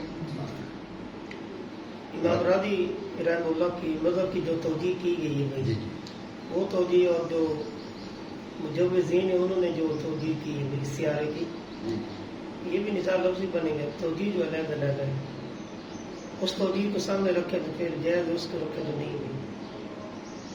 یہ ہو سکتا ہے، اس توجیہات کو دیکھا جائے تو یہ بھی ہو سکتا ہے توجیہات، لیکن اپنی جگہ پر یہ ہے کہ امام راضی علیہ الرحمہ نے مطلقاً تو نفی نہیں کی. انہوں نے نفی وہی کی، خود ان کی جو توجیہ ہے وہ یہی ہے کہ آلام کے اوصاف مشہورہ عمومی طور پر نہیں ہوتے، تو اوصاف مشہورہ نہ ہوں تو اب وہ نہیں کیے جا سکتے، استعارہ نہیں ہو سکتا. تو اس سے صاف بات ہے کہ وہ اوصاف مشہورہ جہاں منتفی ہوں وہاں پر یہ بات کر رہے ہیں جو ان سے منقول ہے، مانا کرے. اور مجاز بالذات ہے، مجاز بالذات ہے، وہ اسم میں ہے، وہ اسم میں ہے. اب اسم سے مراد تھا ما لیس بصفت، فعل اور دیگر مشتقات. ذہن میں رکھے دیگر جو مشتقات ہیں وہ اسماء بھی ہوں گے، لیکن اب وہ مشتق ہے نا تو صفت کے معنی پر مشتمل ہوں گے، اس لیے اسم کے مقابل ان کو لایا جا سکتا ہے. فعل اور مشتقات میں کیا ہے؟ بالطبع ہے. بالطبع کیوں ہے؟ بات پہ توجہ کریں. بالطبع کیسے؟ اس پہ توجہ کریں. بالطبع یوں ہے کہ ان کا جو مبدا ہے یہ مشتق منہ ہے. ان کا مشتق منہ معنی مجازی میں مستعمل ہوگا، اس وجہ سے مشتق معنی مجازی میں مستعمل ہے. ضرب کے معنی قتل کے ہو گئے، اب ضرب بمعنی قتل، ضرب بمعنی قتل کب ہوگا؟ جبکہ ضرب بمعنی قتل ہے. ضرب بمعنی قتل ہے تو ضرب بمعنی قتل ہے، یعنی ضرب کے بمعنی قتل ہونے کے لیے ضروری ہے کہ ضرب کو بمعنی قتل کیا جائے. مضروب کو بمعنی مقتول کے کرو، ضارب کو بمعنی قاتل کے کرو، تو یہ تب ہے جب کہ ان کا مبدا اشتقاق جو ضرب ہے اس کو بمعنی قتل کیا جائے. ٹھیک ہو گیا؟ وجہ کیا ہے؟ فعل مشتق، فعل اور دیگر مشتقات یہ مبدا کے تابع کیوں ہیں؟ اس پہ توجہ رکھیں. اصل بات یہ کہ فعل ہو یا دیگر مشتقات ہو، ان کی دو دلالتیں ہیں. ایک ہے دلالت بالمادہ، ایک ہے دلالت بالہیئت. ایک ہے دلالت بالمادہ، ایک ہے دلالت بالہیئت. دلالت بالہیئت میں مجاز قلیل ہے. مضروب کی جو دلالت بالہیئت ہے اس میں مجاز آپ ضارب کے معنی میں کر لو، ہوتا ہے لیکن قلیل ہے. ضارب کی جو حیت کے ساتھ دلالت ہے، حیت والی دلالت میں مجاز کا ارتکاب کو مضروب کے معنی میں کر لو، ہو سکتا ہے لیکن قلیل ہے. تو مشتقات کی اور افعال کی دو دلالتیں ہیں، ایک دلالت بالمادہ ہے، ایک دلالت بالہیئت ہے. دلالت بالہیئت میں مجاز اور حقیقی معنی کا ترک یہ انتہائی قلیل ہے. پھر ایک ہی صورت رہے گی دلالت بالمادہ میں مجاز، اور دلالت بالمادہ پھر مادہ کتابیں ہے، وہ اسی لیے کیا کہا کہ یہ دلالت یہ مجاز بالطبع ہے، بالاسالت نہیں ہے. ٹھیک ہو گیا؟ دوبارہ سمجھیے کہ فعل اور دیگر مشتقات میں جو مجاز بالطبع ہے اس کا مطلب کیا ہے اور ایسا کیوں ہے. اس کا مطلب یہ ہے کہ ضربہ بمعنی قتل تب ہوگا جبکہ ضرب بمعنی قتل ہو. ضارب بمعنی قاتل یعنی ضرب بمعنی قتل، مضروب بمعنی مقتول ضرب بمعنی قتل، ورنہ مضروب بمعنی مقتول نہیں ہوگا. یہ مطلب ہے کس چیز کا؟ یہ ہے کہ یہ بالطبع ہے. اب سوال یہ ہے کہ بالطبع کیوں ہے؟ افعال میں اور دیگر مشتقات میں جو مجاز ہے وہ بالطبع ہے، وہ کیوں ہے؟ اس کی وجہ یہ کہ افعال ہوں یا دیگر مشتقات ہوں ان کے اندر دو دلالتیں، ایک دلالت بالمادہ ایک دلالت بالہیئت ہے. دلالت بالہیئت میں مجاز ہوتا ہے لیکن انتہائی قلیل. آپ غور کر لیں نا. اب داربن اس کی بے ہیئت ہی دلالت فاعلیت پر، آپ اس کو بے ہیئت ہی مفعولیت پر دال بنائیں، گو کچھ ایسے کلمات آپ کو مل جائیں گے لیکن انتہائی قلیل ہے. تو القلیل کالمعدوم، اس میں جو مجاز ہے وہ انتہائی اقل ہے دلالت بالہیئت میں. اب رہے گی دلالت بالمادہ. تو اب فعل کی دلالت بالمادہ میں مجاز، جب بات ہے دلالت بالمادہ کی تو اب پھر یہ مادہ کی تابع ہو کر کیا کرے گا؟ مجاز بنے گا. حیت اس کی برقرار رہے گی، حیت والی دلالت عمومی طور پر برقرار رہے گی. مادہ والی دلالت بدلے گی، اور مادہ والی دلالت تبھی بدل سکتی ہے جبکہ مادہ کے معنی میں تبدیلی ہو. مادہ کے معنی بدلیں گے، درب کے معنی بدلیں گے تو دربہ کے بدل جائیں گے، درب کے بدلیں گے تو دارب کے بدل جائیں گے، درب کے بدلیں گے تو مضروب کے بدل جائیں گے. ٹھیک ہو گئے نہیں؟ بہرحال فعل ہے اور دیگر مشتقات. ادات جو ہے حروف، ان کے بیچ بھی جو مجاز ہے وہ بالطبع ہے. بالطبع یعنی باعتبار متعلق کے، بالطبع یعنی باعتبار متعلق کے. ٹھیک ہو گیا؟ جی یہ ان کا کہنا ہے. لیکن یہ محل نظر ہے، کیونکہ آپ غور کریں نا، ان میں مجاز ہے بے اعتبار متعلق کے، ان میں مجاز ہے بے اعتبار متعلق کے. اب آپ غور کریے گا کہ مررت بزید، اب مررت بزید آپ نے کہا، یا آپ یوں کہتے ہیں بھائی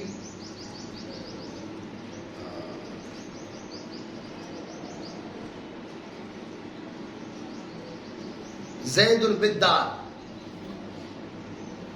زید بالدار.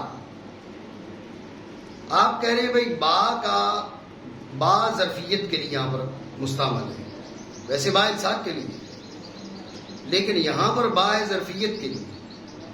آپ دیکھیں زید الفدار، زید کے جو معنی ہے، زید الفدار میں زید کے وہی معنی ہے. دار کے زید الفدار میں جو معنی ہے، بدار میں بھی وہی معنی ہے. متعلقات اپنی جگہ پر سلامت ہیں، ان کے معنی میں کوئی تبدیلی نہیں، کوئی تغیر نہیں. جی لیکن زید الفدار میں فی حقیقی معنی ہے، زید الفدار میں با مجازی معنی ہے. تو متعلقات کا تو کوئی عمل دخل نہ ہو. اس لیے مصنف رحمہ اللہ تعالیٰ کی اس جملے پر اعتراض کیا گیا اور مصنف کی اس کلام کو تسلیم نہیں کیا گیا کہ ادات میں جو مجاز ہے وہ بالطبع ہے، متعلق کے تابع ہو کر. یہ بات غیر معقول ہے.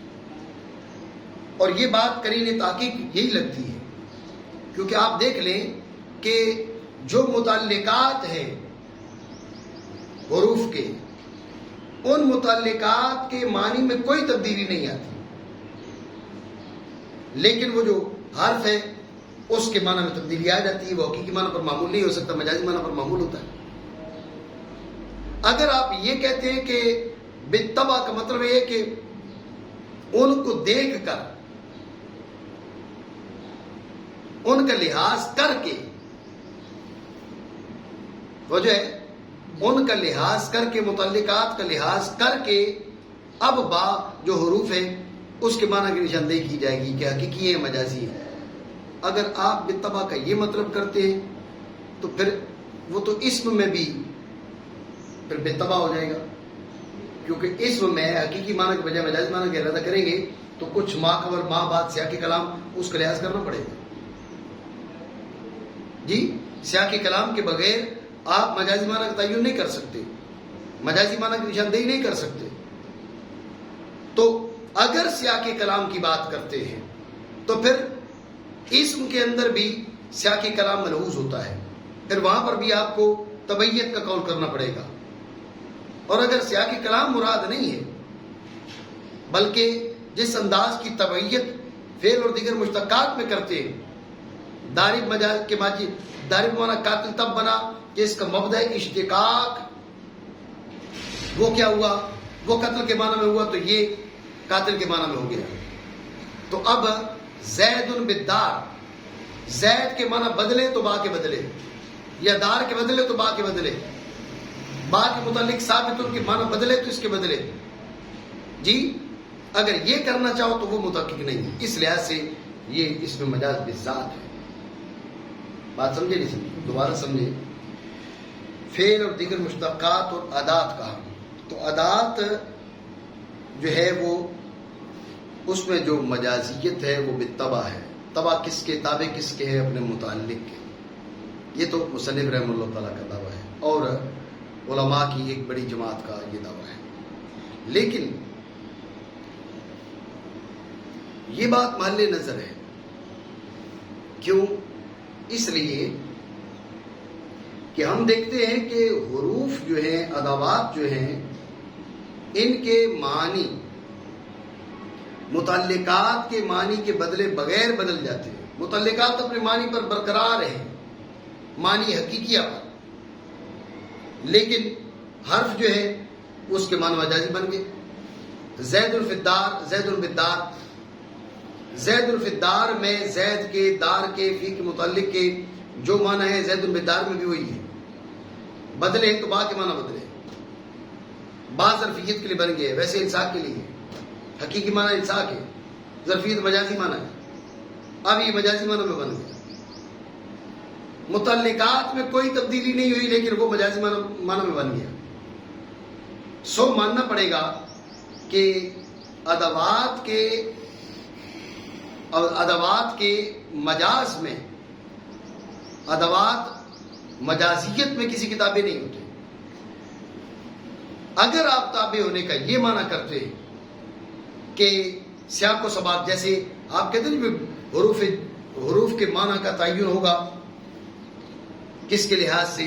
وہ ضم ضمیمہ کے لحاظ سے، سیاق و سباق کو دیکھ کر حرف اپنے معنی کی نشاندہی کرے گا.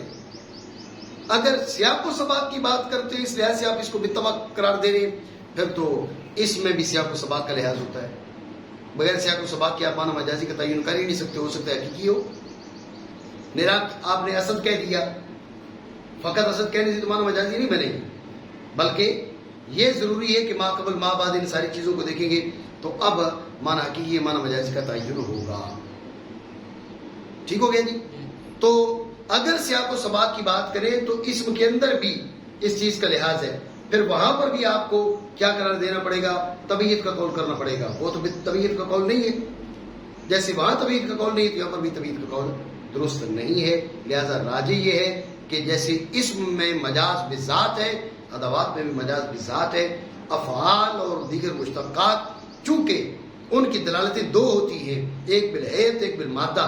بالحیت دلالت متروک نہیں ہوتی، عمومی طور پہ اس میں مجاز نہیں ہوتا، متروک نہ کہ اس میں مجاز نہیں ہوتا عمومی طور پر، فقط مادہ دلالت میں ہوتا ہے، اس لیے مادہ کے تابع کر کے اس میں مجاز کا قول کیا جاتا ہے.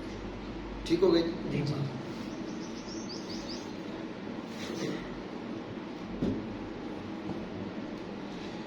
بالفعل ہے اور دیگر مشتقات اور عادات ان میں پایا جاتا ہے مجاز بالتبعیت.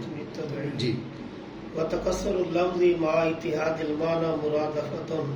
بس توجہ ہے جی غلام مصطفیٰ. تو غور کیجئے گا کہ لفظ ایک ہو معنی کثیرہ ہو، لفظ ایک ہو معنی کثیرہ ہو، بیان اس کا چل رہا ہے، اس کا بیان مکمل ہو گیا.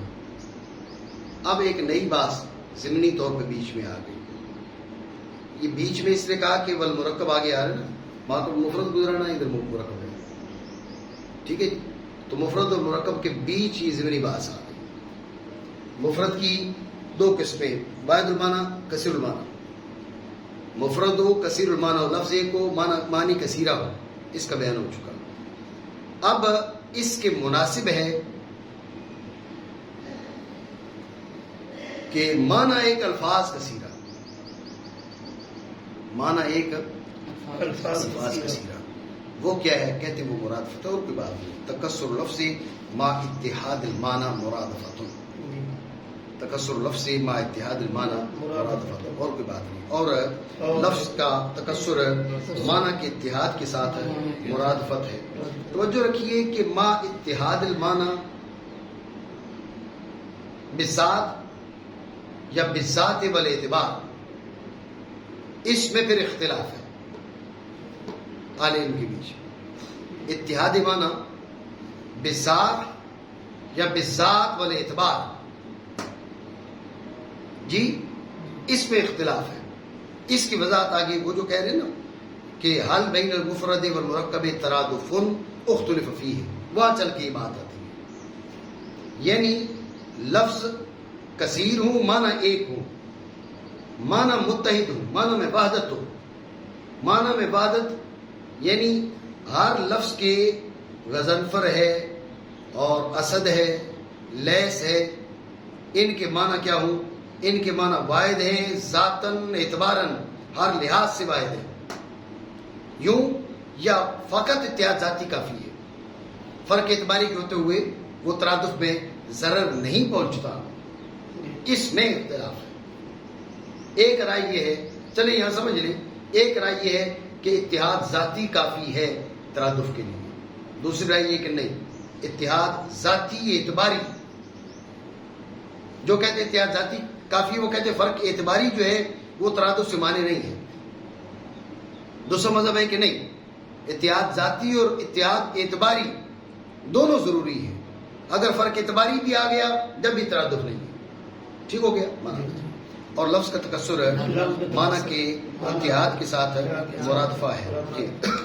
وذلك واقع لتكسر الوسائل والتوسع في محال البدائع. بس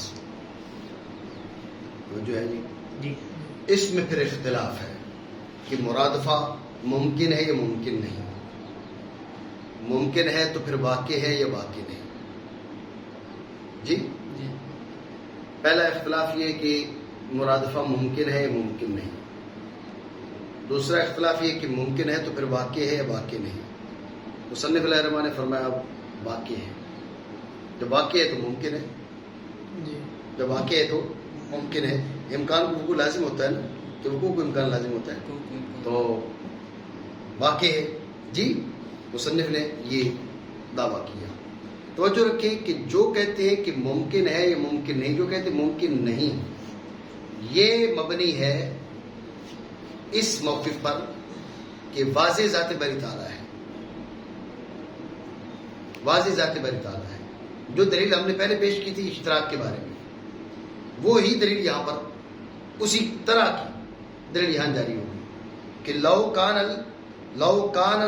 کانت المرادفۃ ممکنۃ لازم خلو فعل الباری تعالی عن فائدۃ.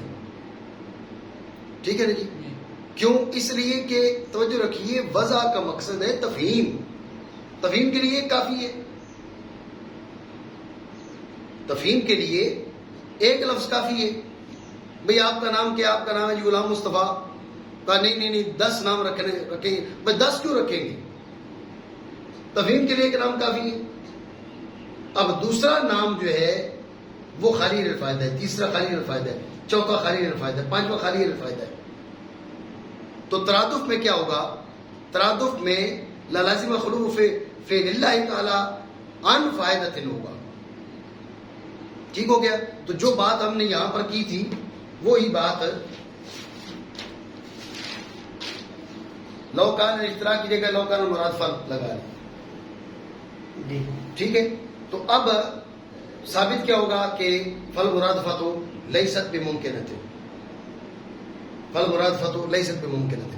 جیسے یہ مذہب مرادفت کو غیر ممکن کہنے والے،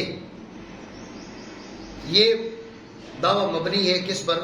واضح ذات باری تعالیٰ ہے. اور اشتراک ممکن غیر واقع کہنے والے، جیسے وہ مبنی تھا کہ واضح عباد ہے، یہاں پر بھی مرادفت کو ممکن غیر واقع کہنے والی یہ اسی پر مبنی ہے. جو دلیل وہاں تھی وہی دلیل ادھر بھی ہے. اور جیسے آپ غور کریں وہاں پر وقوع نے سب کا رد کر دیا، یہاں پر بھی وقوع نے سب کا رد کر دیا. تو جو ہے جی ٹھیک ہو گیا. تو پہلا دعویٰ یہ ہے کہ آیا ممکن ہے ممکن نہیں ہے.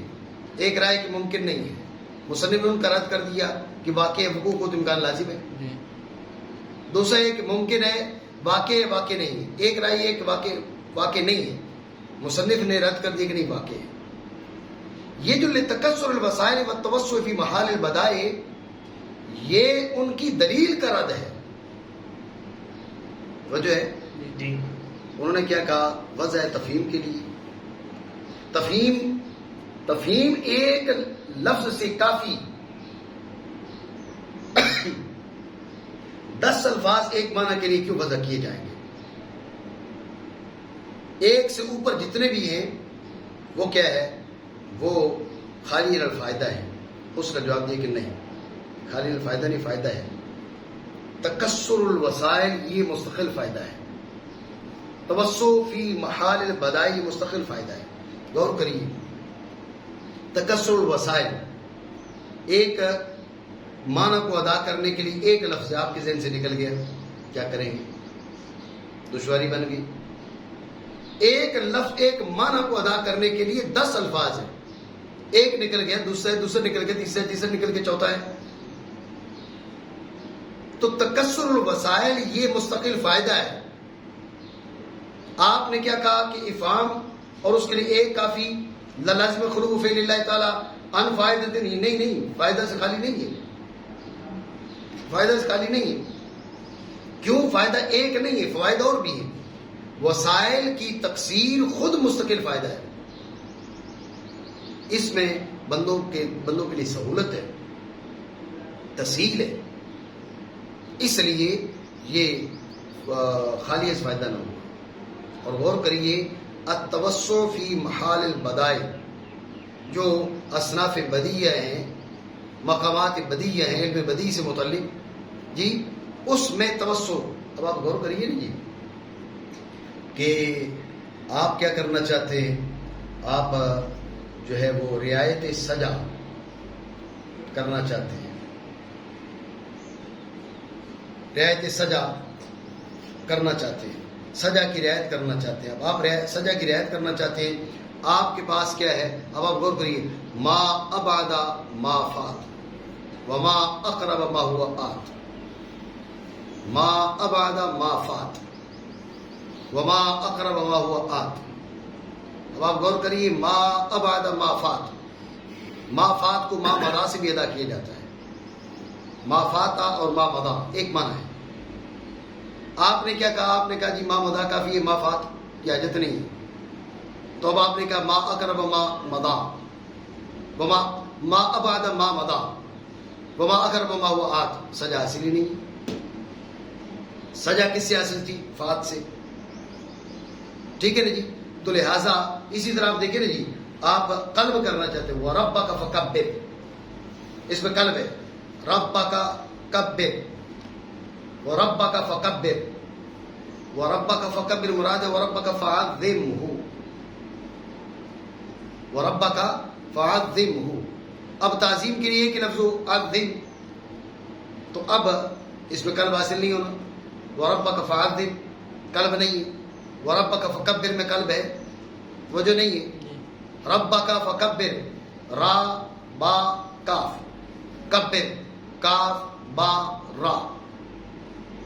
ٹھیک ہے جی. یہ قلب کس میں حاصل ہے؟ یہ قلب حاصل ہے کس, اگر فقط ایک ہوتا وَرَبَّكَ فَعَظِّمْ تو اب قلب حاصل نہ ہوتا. اسی طرح آپ تجنیس کر لیں کہ اشتریت البر وانفقته فی البر, اشتریت البر وانفقته فی البر. اب اس کے لیے ایک ہنتا ہی ہو, اشتریت الہنتا وانفقته فی البر.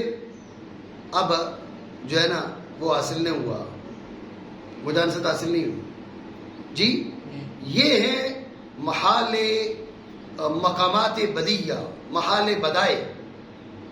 اس میں یہ چاہتے ہیں کہ الفاظ متعددہ ہوں. بعض سے سجا حاصل ہوتی ہے, بعض سے نہیں ہوتی. بعض سے تجنیس حاصل ہوتی ہے, بعض سے نہیں ہوتی. بعض سے قلب حاصل ہوگا, بعض اور دیگر جو ہے نا وہ اصناف بدیہ ان گنت ہے علم بدی کے اندر جس کا بیان ہے جی. تو وہ بھی تقاضا کرتے ہیں کہ ایسے الفاظ ہونے چاہیے تاکہ مطلب ادا کرنے کے لیے آپ کے پاس کئی الفاظ ہوں, اور وہ الفاظ, ان الفاظ کے ذریعے آپ مقاصد کو ادا کرتے ہیں, مطالب کو ادا کرتے ہیں, تو آپ اصناف بدیہ کا لحاظ کر کے ادا کر پائیں. ٹھیک ہو گیا جی. دوبارہ سمجھے. لتکسر الوسائل والتوسع فی محال بدائع, یہ ان کی دلیل کے رد کی طرف اشارہ کر دیا. آپ نے کہا مقصد فقط افہام ہے, یہ بات نہیں. افہام کے علاوہ کثرت وسائل مستقل فائدہ ہے. ٹھیک ہے. کثرت وسائل میں ایک اور بھی چیز ہے نا جی, آپ سمجھے. ایک ہی لفظ کو بار بار سنتا رہے نا تو وہ اس کو عجیب سا لگتا ہے. ٹھیک ہے نا. جب آپ وہ ایک ہی معنی کو دو مختلف الفاظ میں سنتا ہے, مختلف انداز میں سنتا ہے, اب وہ کلام میں حسن بھی پیدا ہوتا ہے اور وہ قرات فی سما کا باعث بھی نہیں بنتا. اب آپ نے جناب والا 10 جملے بولنے ہیں اور 10 جملے بولنے کے آخر میں آپ کہتے ہیں اور وہ کھاتا ہے, اور وہ کھاتا ہے, اور وہ کھاتا ہے, اور وہ کھاتا ہے, اور وہ کھاتا ہے. لیکن اسی معنی کو اور انداز میں ادا کریں گے, مقصد یہی ہو تو ذہن میں رکھیں کہ اب وہ قرات فی سما کا باعث بھی نہیں بنے گا اور کلام میں لطافت کا موجب بھی ہوگا. تو تکثیر وسائل مستقل فائدہ ہے جو کس کے اندر حاصل ہے؟ مرادفت کے اندر حاصل ہے. دوسرا آپ کو بتایا کہ والتوسع فی محال البدائع, جو مجالات اصناف بدیہ ہے, مقامات بدیہ ہے, علم بدی کے جو فوائد ہیں وہ الفاظ مترادفہ کے ذریعے حاصل ہوتے ہیں. اگر نہیں ہوں گے تو دشواری ہو جائے گی. سجا ہے, آپ الفاظ مترادفہ نہیں ہے آپ کے پاس. جیسے مثال دی میں نے کہ ما ابعد ما فات وما اقرب ما هو آت. اب آپ ما ابعد ما فات کے لیے آپ کے پاس ایک ہی لفظ ما ابعد ما مضا وما اقرب ما هو آت, کوئی سجا نہیں ہے جی. اور خاص کر یہ جو اشعار ہیں آپ کے, یہ تو بن ہی نہیں پائیں گے. ان کے لیے تو آپ کو الفاظ مترادفہ کی بڑی شدت سے حاجت ہوتی ہے. ٹھیک ہو گئی. مربع کا فقبر, اس میں جو کوئی بات سمجھانا ہے, یہ قلب ہے نا. رب باقا جس ترتیب کے ساتھ آیا ہے, کبر اس کا الٹ ہے.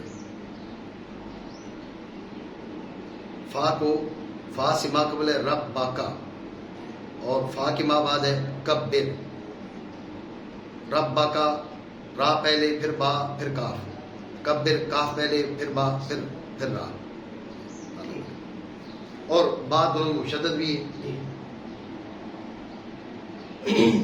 اور یہ واقع ہے وسائل کی تکثیر کے لیے اور محال بدائع میں توسیع کے لیے.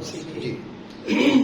ولا يكون فيه قيام كل مقام آخر وإن كان من لغة وإن نسيت ضم من العوارض صلى عليه ولا دعا عليه. بس ذہن میں رکھیں کہ جو کہتے ہیں مرادفہ ممکن ہے اور واقع ہے، مرادفہ ممکن ہے اور واقع ہے، ان کے بیچ پھر اختلاف ہے کہ آیا مترادفین میں سے ہر ایک کا دوسرے کے مقام پر، ہر ایک کی دوسرے کے مقام پر اقامت کی صحت واجب ہے یا واجب نہیں ہے؟ یعنی مترادف وہ ہوں گے کہ اس کو ہٹا کے اس کو رکھا جا سکے، اس کو ہٹا کے اس کو رکھا جا سکے، وہ مترادف ہوں گے۔ تو اقامت کی صحت واجب ہے یا واجب نہیں، اس میں اختلاف ہے۔ ذہن میں رکھے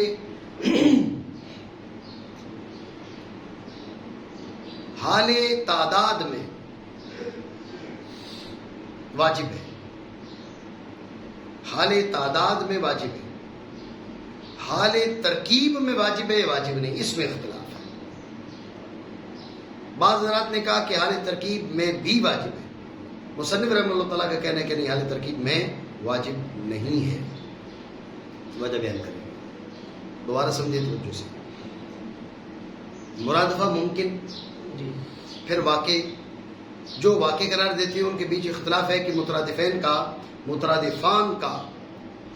مترادفان میں سے ہر ایک کا دوسرے کے مقام پر اقامت کی صحت واجب ہے یا واجب نہیں ہے۔ مترادفان میں ضروری ہے کہ ایک کے مقام پر دوسرے کو رکھا جا سکے، یہ ضروری ہے، ضروری نہیں ہے۔ اس سلسلے میں ذہن میں رکھیں کہ حال تعداد میں ضروری ہے۔ بھائی غضنفر کس کو کہتے ہیں؟ قاضی اسد کو کہتے ہیں۔ اسد کس کو کہتے ہیں؟ لیس کو کہتے ہیں۔ لیس کے معنی کہ اسد کے ہیں، ٹھیک ہے نا جی؟ حال تعداد میں ضروری ہے، جہاں لیس ہے وہ ہٹا کے اسد رکھا جا سکتا ہے، اسد ہٹا کے غضنفر رکھا جا سکتا ہے۔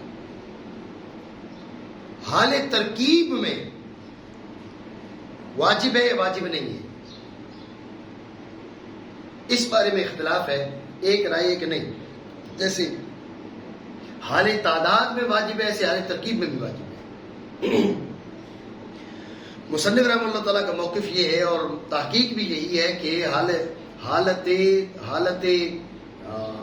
ترکیب میں واجب نہیں ہے، حالت ترکیب میں واجب نہیں ہے، ٹھیک ہے جی؟ حالت تعداد میں واجب ہے، یہ بات تو ہو گئی۔ حالت ترکیب میں واجب ہے، واجب نہیں، جو کہتے واجب ہے ان کا کیا کہنا ہے؟ ان کا کہنا یہ ہے کہ اتحاد ذاتی اور اعتباری، مترادفان کیا ہے؟ جن میں ذاتن اور اعتبارن اتحاد ہے۔ جب ان میں ذاتن اعتبارن اتحاد ہے، کوئی فرق نہیں ہے، تو اب ایک کو ہٹا کے دوسرے کو اس کی جگہ پر لانے سے معنی کیا ہے؟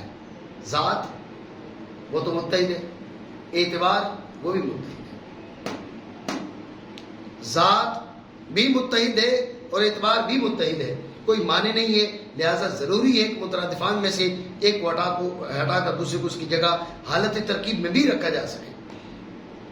تو جو ہے مصنف رحمہ اللہ تعالیٰ اور محققین کا، ویسے ادھر بھی یہ ابن حاجب کی رائے وہی ہے، ادھر بھی محققین ہیں، لیکن راجح یہ ہے کہ یہ واجب نہیں ہے۔ اس کی مثال سمجھ لیں، آپ دیکھ لیں، صلاۃ کے معنی دعا کے، دعا کے معنی صلاۃ کے، صلاۃ اور دعا میں ترادف ہے، لیکن صلی علیہ درست ہے، دعا علیہ درست نہیں ہے۔ جہاں پر صلی علیہ بولا جا سکتا ہے وہاں دعا علیہ نہیں بولا جا سکتا، جی؟ دونوں کے بیچ جو ہے وہ بون بعید ہے۔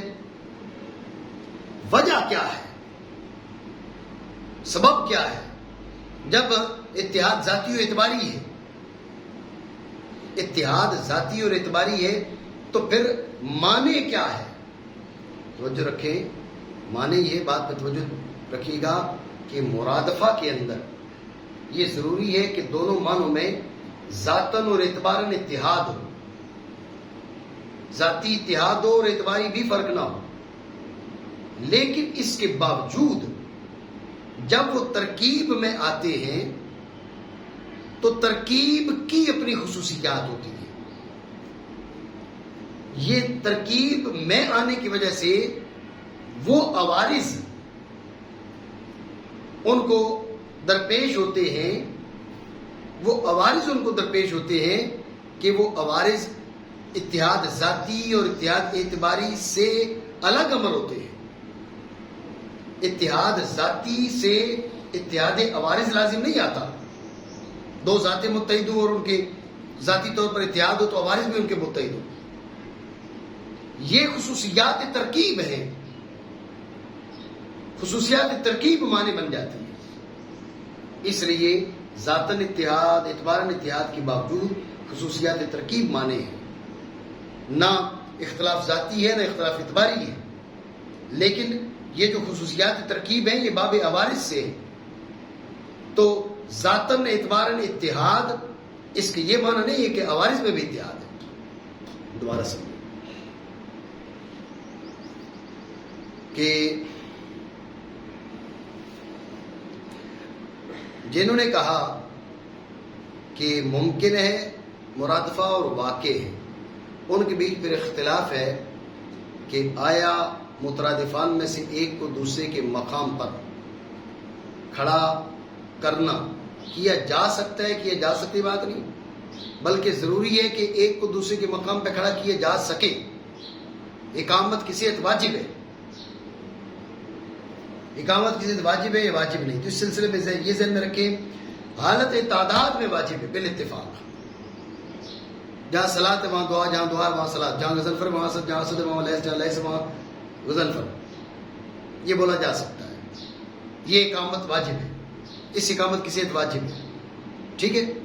سوال یہ کہ حالت ترکیب میں واجب ہے واجب نہیں، اس میں اختلاف ہے. ابن حاجب رحمہ اللہ اور دیگر بعض اہل علم اس جانب گئے ہیں کہ مترادفان کے لیے ضروری ہے کہ حالت ترکیب میں بھی ایک کو دوسرے کے مقام پہ کھڑا کیا جا سکے. اس کی صحت واجب ہے ترادف کے لیے. لیکن دیگر محققین جن میں امام راضی بھی ہیں، وہ امام غزالی بھی ہیں، وہ اس جانب گئے کہ نہیں، یہ واجب نہیں ہے، یہ ضروری نہیں ہے. ٹھیک ہے. جو اس کی اقامت کی صحت کے وجوب کے قائلین ہیں، وہ کہتے ہیں جب اتحاد ذاتی ہے اور اتحاد اعتباری ہے، اعتباری بھی فرق نہیں ہے. جب اعتباری بھی فرق نہیں ہے تو اب معنی کیا ہے؟ تغیر اعتباری وہ تو ہے نہیں، تغیر اعتباری بھی نہیں ہے. ذاتن اتحاد ہے، اعتبارن اتحاد ہے. جب ذاتن اتحاد ہے، اعتبارن اتحاد ہے، اب تغیر اعتباری بھی نہیں ہے، اب کوئی معنی نہیں ہے. جب معنی نہیں ہے تو لہٰذا ایک کو ہٹا کے دوسری کو اس کی جگہ پر رکھنا درست ہونا چاہیے. اس کا رکھنا، اس کی صحت ضروری ہے. برخلاف کس کے؟ محققین نے کیا کہا؟ انہوں نے کہا یہ بات نہیں ہے. ذاتی اور اعتباری اتحاد کے باوجود جو ترکیب ہے نا اور کلمات کا اس کے ساتھ جڑنا، یہ ہے عوارض. یہ عوارض ہے. اور اتحاد ذات اتحاد عوارض کی دلیل نہیں. ذوات کے اتحاد سے عوارض کا اتحاد لازم نہیں آتا. ان کے بیچ ہر لحاظ سے اتحاد ہے، لیکن جب ان کے ساتھ عوارض ان کو درپیش ہوئے، ان عوارض میں اختلاف ہے. صلی علیہ دعا علیہ، صلاۃ کے معنی دعا کے ہیں، وہ تو بری پڑی ہے. صلاۃ کے معنی دعا کے ہیں، لیکن غور کریں صلاۃ کے معنی دعا کے ہونے کے باوجود جب اللہ جڑتا ہے تو صلاۃ کے معنی اور ہے، دعا کے معنی اور ہے. ٹھیک ہو گئے. تو لہذا تحقیق یہ ہے کہ حالت تعداد میں، حالت انفراد میں مترادفان جو ہے ان میں سے ایک کو دوسری کی جگہ کھڑا کیا جائے گا، کھڑا کیا جا سکے گا، اور اقامت کی صحت واجب ہے. حالت ترکیب میں نہیں. ہو سکتا ہے بعض اوقات ایسا ممکن ہو، لیکن ہر جگہ پر نہیں. ٹھیک ہو گیا جی. اور نہیں واجب ہے ترادف میں ہر ایک کا قیام دوسرے کے مقام پر. اگر ایک چیز اور بھی ہے، اس کی طرف میں اشارہ نہیں کر سکا. ایک اختلاف یہ بعض نے کہا کہ بھائی ایک لغت سے ہو تو واجب ہے، الگ الگ لغات سے تو واجب نہیں ہے. مصنف رحمہ اللہ تعالیٰ رد کرتے ہوئے کہا کہ ایک لغت سے ہو جب بھی واجب نہیں ہے، الگ الگ لغات سے تو بات واضح ہے. تو مصنف نے کہا ایک لغت سے ہو جب بھی واجب نہیں ہے. کیوں؟ اس لیے کہ ذاتن اعتبار اتحاد کے باوجود خصوصیات میں اور عوارض میں اختلاف ہو سکتا ہے. اتحاد ذاتی اتحاد عوارض کی دلیل نہیں ہے. ذاتاً متحد ہوں اس کو اتحاد عوارض لازم نہیں ہے. مانا کریں کیونکہ ضم کی صحت، بات تو حالت ترکیب کی ہو رہی ہے نہیں، ضم کی صحت عوارض سے ہے اور ذاتوں کا اتحاد اس سے عوارض کا اتحاد لازم نہیں آتا. اب اس کی تائید میں جملہ پیش کر رہے ہیں. کہا جاتا ہے صلی اللہ علیہ اور نہ کہا جائے گا دعا علیہ. ٹھیک ہو گیا جی. یہ جملہ پڑھ لیں اور پھر آگے مرکب کے بعد حل بین المفرد والمرکب ترادف اختلف فیہ. اس کے بارے میں گزشتہ کلام میں اشارہ کر چکا. مفرد اور مرکب میں ترادف ہے، ترادف نہیں. مفرد جیسے محدود، مرکب جیسے حد. الانسان و حیوان و ناطق، انسان اور حیوان ناطق ان میں ترادف ہے، ترادف نہیں ہے جی. اصل ذہن میں اس میں ہے اختلاف. اختلاف کی بنیاد کیا ہے؟ اختلاف کی بنیاد یہ ہے کہ آیا ترادف میں اتحاد ذاتی کافی ہے یا فرق اعتباری مضر ہے. جو کہتے اتحاد ذاتی کافی، وہ کہتے محدود اور حد ان میں فرق اجمال تفصیل کا ہے، ورنہ معال دونوں کا ایک ہے. جو انسان ہے وہی حیوان ناطق ہے، جو حیوان ناطق ہے وہی انسان ہے. جب اتحاد ذاتی ہے، اعتباری فرق ہے، تو ترادف کے لیے اتحاد ذاتی کافی، تو لہذا مفرد و مرکب کے بیچ ترادف ہو سکتا ہے. جو کہتے ہیں نہیں، اتحاد ذاتی ہو اور اعتباری فرق نہ ہو، اعتباری فرق مضر ہوگا. اب اعتباری فرق تو واضح ہے ان کے بیچ. الانسان اجمال ہے، حیوان ناطق تفصیل ہے جی. وہ اجمال ہے، یہ تفصیل ہے. جو محدود ہے وہ دال بر نسبت نہیں ہے، یہ دال بر نسبت ہے. مفرد دال بر نسبت نہیں ہے، مرکب دال بر نسبت ہے. یہ ان کے بیچ فروق ہے. ٹھیک ہے نا. تو یعنی اصل بات یہ کہ جو مفرد اور مرکب کے بیچ ترادف مانتے ہیں وہ ترادف کے لیے اتحاد ذاتی کافی قرار دیتے ہیں. جو ترادف کے انکاری ہیں وہ ترادف کے لیے تغیر اعتباری، فرق اعتباری کو مضر قرار دیتے ہیں. دوبارہ سمجھیں، مفرد اور مرکب کے بیچ ترادف پایا جا سکتا ہے یا نہیں پایا جا سکتا؟ اس مفرد مرکب سے محدود حد ہے یا صرف یہ نہیں، کوئی بھی.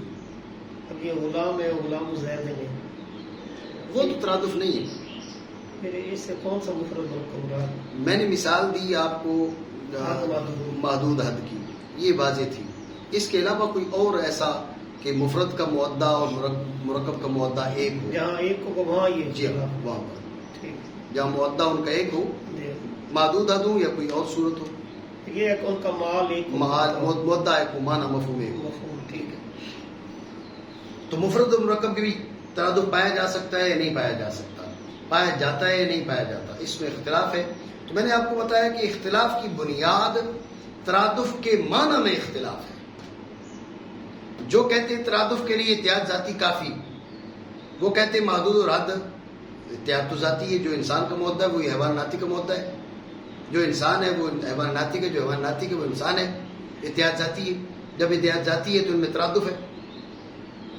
جو کہتے ہیں نہیں، فرق اعتباری مضر ہے ترادف میں، فقط اتحاد ذاتی کافی نہیں ہے، اتحاد اعتباری بھی ضروری ہے. اب ان کے نزدیک الانسان و حیوان ناطق، انسان میں اور حیوان ناطق میں کیا ہے؟ وہ نہیں ہے، ترادف نہیں ہے. کیوں؟ الانسان میں اجمال ہے، حیوان ناطق میں تفصیل ہے. انسان کی کسی نسبت پر دلالت نہیں ہے، حیوان ناطق کی نسبت توصیفیہ پر دلالت ہے جی. اور ویسے بھی محدود اور حد میں تغیر ہوتا ہے. جب تغیر ہوتا ہے تو جب مغایرت پائی جا رہی ہے، گو فرق اعتباری ہے، لیکن فرق اعتباری بھی ہو تو ترادف کے لیے وہ مضر ہے. لہذا یہ ترادف یہاں پر نہیں پایا جا رہا. تو ترادف کے بارے میں یعنی مفرد اور مرکب کے بیچ ترادف ہے یا نہیں ہے، یہ مبنی ہے ایک اور اصل پر، اور وہ کیا ہے؟ ترادف کا مفہوم کیا ہے جی. آیا مفرد اور مرکب کے بیچ ترادف ہے؟ اختلاف کیا گیا اس میں.